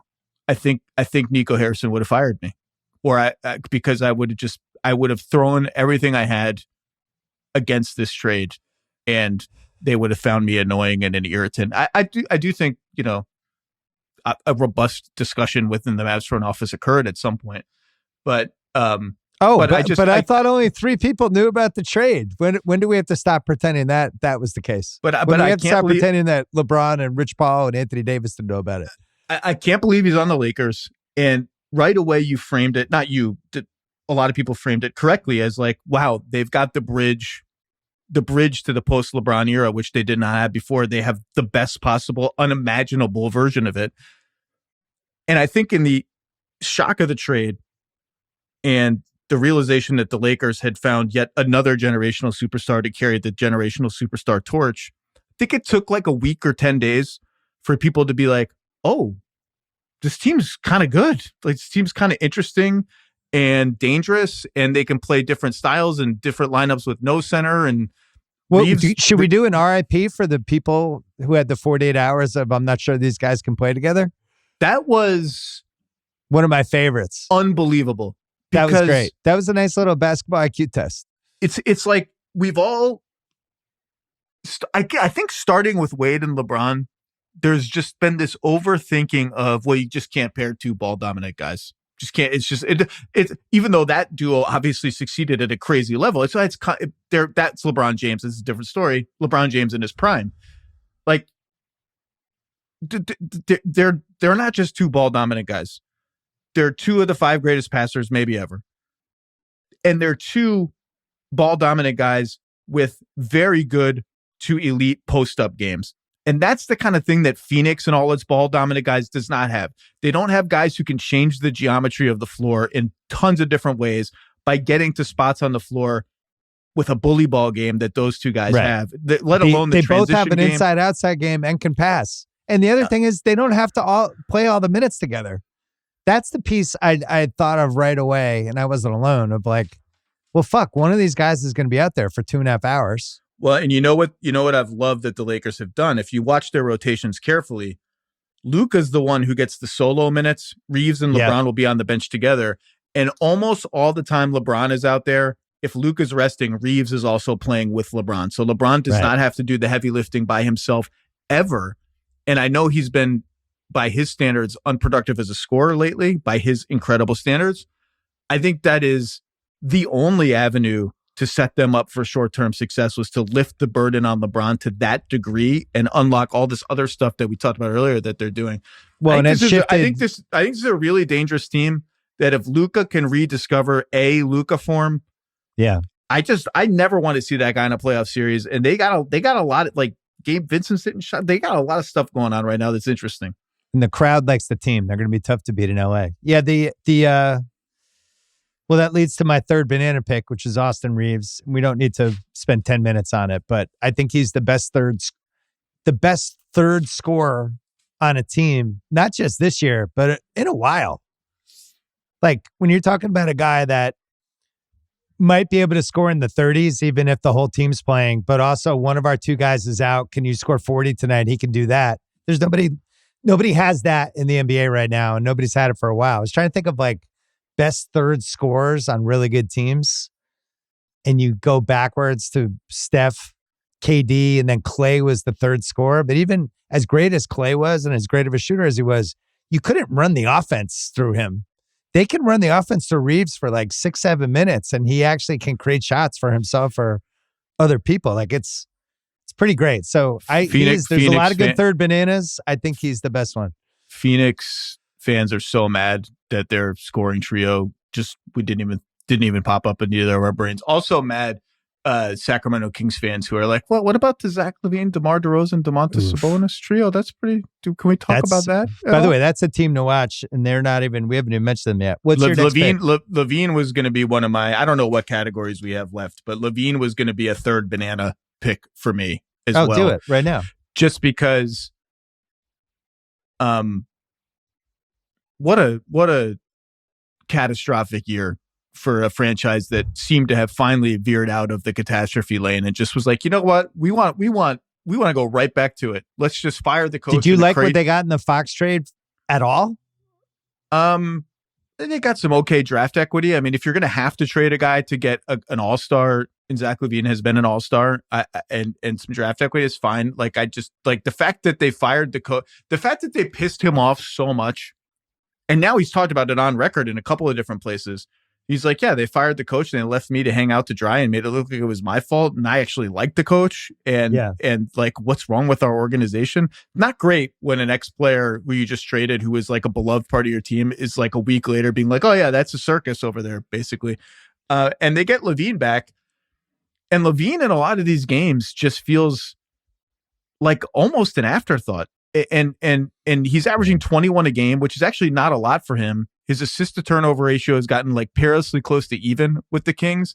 And it just feels like between DeRozan and Sabonis and now Monk coming off the bench, I realized like for LaVine to be worth it, he's not a great passer and he's a minus defender. He's got to take a lot of shots. And it feels like he is sort of semi-predictably, I guess, trying to feel out like, how do I fit in here? Or the coaches are trying to figure out. He just hasn't been the explosion of productivity that the numbers in Chicago suggested he would be. And, you know, doesn't it feel like the Kings and the Bulls are destined to keep trading these guys among each other? Maybe like, just trading with each other. Well, I mean, this Kings thing now, it's a decade and a half almost.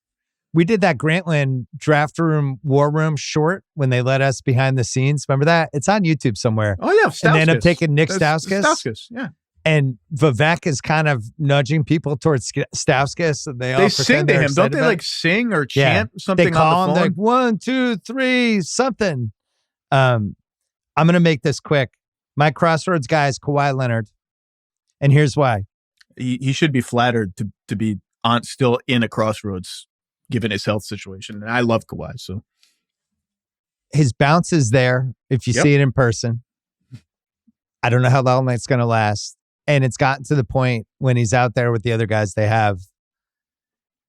The Clipper fans, I think rightfully so, are like, we can hang with any team in the league. And the reason he's a crossroads thing is I think the Clipper fans are at the crossroads with that feeling. This is now over a half decade of, well, if Kawhi can just ... And I think this is it. And if he gets hurt again or he falls apart in some way or he's not there or in round one, all of a sudden, game 3, Shams is reporting Kawhi Leonard is doubtful for tonight. I just don't think the Clipper fans want to do it again. This has been 5 years of this. So it's a crossroads from a sense of you can't realistically think you can win the title if he's one of your highest paid guys and best guys in the team when he hasn't been able to make it through a season and a half a decade. And that's it. You don't need to add anything else. Okay. I have some unless you takes. Go ahead. Well, I think the Paul George decision, which looks like a stroke of genius in retrospect, even though they did offer him a 3-year, $50 million deal. I remember talking about that and saying like, yeah, it's great. They've signed all these nice role players and, you know, Harden's back. And to make that decision signals to me that you don't think the team is presently constructed can win a championship. If you thought it could win a championship, you'd go all in, and they didn't go all in. So I don't think they entered this season necessarily expecting to be in this kind of conversation that we're talking about now of like they can go toe to toe with people. And here they are. They're a really well-balanced team. Like I love, you know, Powell and Chris Dunn go out and in comes another defender in Derek Jones Jr. to replace Dunn and another scorer in Bogdanovich to replace Powell. I think my hottest Clipper take is that Ivica Zubac belongs. I don't think he's going to make third team All NBA for me, but you need to have him on the list of guys that you've considered for third team All NBA, along with James Harden is making a late push. Is he making a late push for you? He's making a late push. I do the list every week. He was on my third team this week. I don't know if he's going to stay, but he's in there. Great. Who do you have for a defensive stud? That's a hole for you right now. That hasn't been picked. You can pick between Amen Thompson and OG Anunoby. Let's do Amen Thompson. What else? The guy's an absolute freak. I mean, just the plays he makes are ridiculous. I couldn't like him anymore. I don't care that every. You saw him in person this year, right? Yeah, we were texting about it. It's different in person. It's like all these guys are amazing athletes, and yet he's a better athlete than all the amazing athletes. It's crazy. I had a front office person, not Rockets, literally yesterday, I was talking about it because this is what I do. I talk about Amen Thompson, I guess. Said he's the best athlete in the NBA, full stop. And his brother might be the second best athlete in the NBA. So they're the best athletes in the NBA. Jesus. And they play the right way. And he's just, we haven't seen one of those in a while where a guy comes off the bench, another guy gets hurt, he gets elevated into the starting five, and it's immediately clear, like, oh yeah, he's never coming off the bench again. And this other guy's not a starter anymore. I'm going to use a second banana pick because I have one, and I'm going to take Jimmy Butler just because I feel like he needs to be in any sort of most intriguing guys heading into the playoffs list. It's been really fun to watch him. I don't know what happened with Miami, and I think blame goes everywhere, and it seemed it got really, really, really deeply, darkly personal with him and Pat Riley. About as personal as it's gotten with an executive and a player, maybe ever. And I think it affected everything to the point where both sides needed to move on, and they did. And he went to Golden State, and he's clicked with Draymond, and the Warriors took off immediately, and it's prolonged Steph's prime. And I can't wait to watch him in a playoff series again because he's fucking awesome in the playoffs. So where they land, we'll see. Who they're playing, we don't know. But it's great to have him involved because I did not like this Miami version of Jimmy this year. It was just felt like a wasted talent this year. It's like, this guy's good. He still has it in him. We're just going to throw a season away for no reason. So he is my second banana pick. All right. I don't know if I did this correctly, but it seems like we only have 2 spots left. I still need my leap guy, and I'm going to give you a wild card pick so we can get to 25. And I just want to point out we haven't taken Nikola Jokic yet in this intriguing thing. So you have the floor. You haven't been able to talk about him for 5 months. Wild card? Yeah, I'll give him to you as a wild card. I'm going to just zig right away from that and go with related Jamal Murray. Jamal Murray might be the biggest wild card in the NBA. The first 2 months of the season, plus the Olympics, plus the way last season ended, was like, as great as Jokic is, as great as the Aaron Gordon fit is, as steady as Michael Porter Jr. jumper is, as improved as Christian Brown, who belongs in the most improved player conversation too, as improved as he is, they can't win 4 playoff series without Jamal Murray being the Jamal Murray who was the second best guy in a title team 2 years ago or something close to that. And he's been pretty damn good now for the next 2.5 months. A little bit quieter lately than he was when he started really rolling and putting up 30s and 40s, and even I think he had a 50. They need fully, if they have that guy, 28 a game Jamal Murray, killer Jamal Murray, mid-range assassin Jamal Murray, I wouldn't sleep on these guys. I don't think they quite have enough to win the championship, even if they get him, because I just think their bench is too much of a wild card and their defense hasn't been good enough. But we know they're tough. We know they have one of the greatest players of all time, if not maybe the best player. I still would rank him the best player right now, even if I didn't vote him MVP. If they get that Jamal Murray, I wouldn't want to play them if I were any of these teams, including Oklahoma City. So we'll make Jamal and Jokic the co-wild card. So Jokic isn't a wild card. Jokic isn't a wild card, but I know exactly what I'm going to get from him almost every game. And sometimes I'll get a 30-20-20. Who knows? I was thinking more wild card, like Jokic just rips through the West, beats OKC by himself, makes the finals again. And we're like, oh my God, this is one of the 8 greatest players of all time. I'm going to go with my last pick for the leap. Surprised he hasn't come up yet. Talked about him a little on Sunday. Tyrese Halliburton. Oh, I'm so glad he brought up the Pacers. So they're in that 4 or 5 spot against Detroit. It looks like, assuming Milwaukee stays in 6. And we all like Detroit. It's a feel-good story, but I just think Indiana has a better team than them. Detroit's going to try to muck it up, and there's a chance we might be really celebrating the 20th anniversary of the Artest Melee in an actual way with the same uniforms. Maybe they wear uniforms. Don't say that. Don't do that. I'm just a little worried. Detroit clearly loves brawling, and there was a there was a traumatized kid in the Wolves crowd. They gave him a jersey, and he was like, "Yes, great, thanks for the jersey." Yeah, thanks for jersey. This guy I just want to mention James Johnson's on the Pacers. So I'm prepared for anything in a Pacers Piston series. But with Halliburton, the way he's played the last 3 months, he fully looks back to where he was the first 2 months of the previous season. There's a path here for him playing the Pistons in round 1, going toe-to-toe with the Cavs in round 2, where it's just like we leave that series like, wow, Halliburton has been the best guy through 4 games. Holy shit, are the Pacers going to beat the Cavs? They could just run up and down the way the Cavs defense has been the last month or so. There's some vulnerabilities. I guess my question is, how good is Halliburton? Is there a level for him to go up in the playoffs? Was last year just a fluke of injuries and the fact that the East wasn't deep and they snuck into the Eastern Finals and it didn't mean anything? Or did that actually mean a little more than we realized? I'm just intrigued. So I have him as my possible leap guy. Love it. He's on third team All NBA for me right now on the ballot that I don't have. He's played even above that for quite a bit of the season now. They're just a really good team. I mean, I don't have their schedule in front of me, but they were under 500, maybe 20 games into the season or thereabouts, and since then have been a legit, very good team.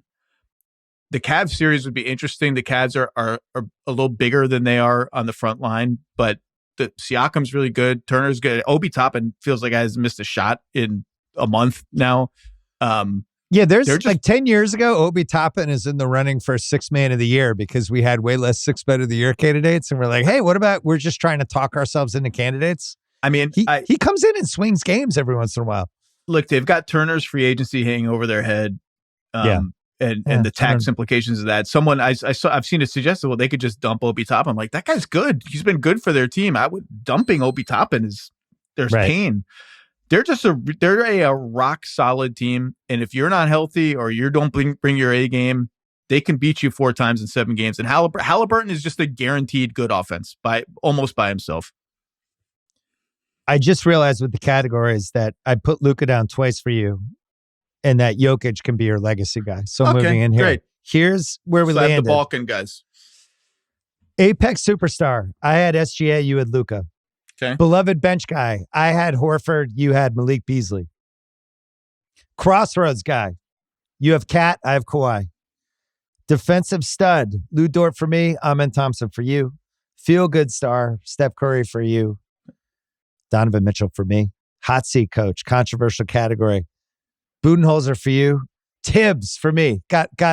You jerked backwards and screamed out, whoa. Hot seat wild card. You went with Jamal Mosley on the Orlando Magic, who can no longer score. I went with Julius Randle. Legacy guy. I have Tatum. You have Jokic. Second banana. You took Jalen Williams and Chet Holmgren together. I allowed it. I took Jimmy Butler. Third banana. Austin Reeves for me. Levine for you. The leap. Mobley for you, Halliburton for me. Trade machine guy, Giannis for you, Ja for me. And then a wild card pick, which I gave to you so we could get to Jamal 25. Murray. Jamal Murray. That gimmick actually worked. Covered a lot of ground. I'm really glad the base. We didn't pick LeBron James. Maybe we should put him as another wild card. We talked about him a lot though. Okay. He'll be fine. Hopefully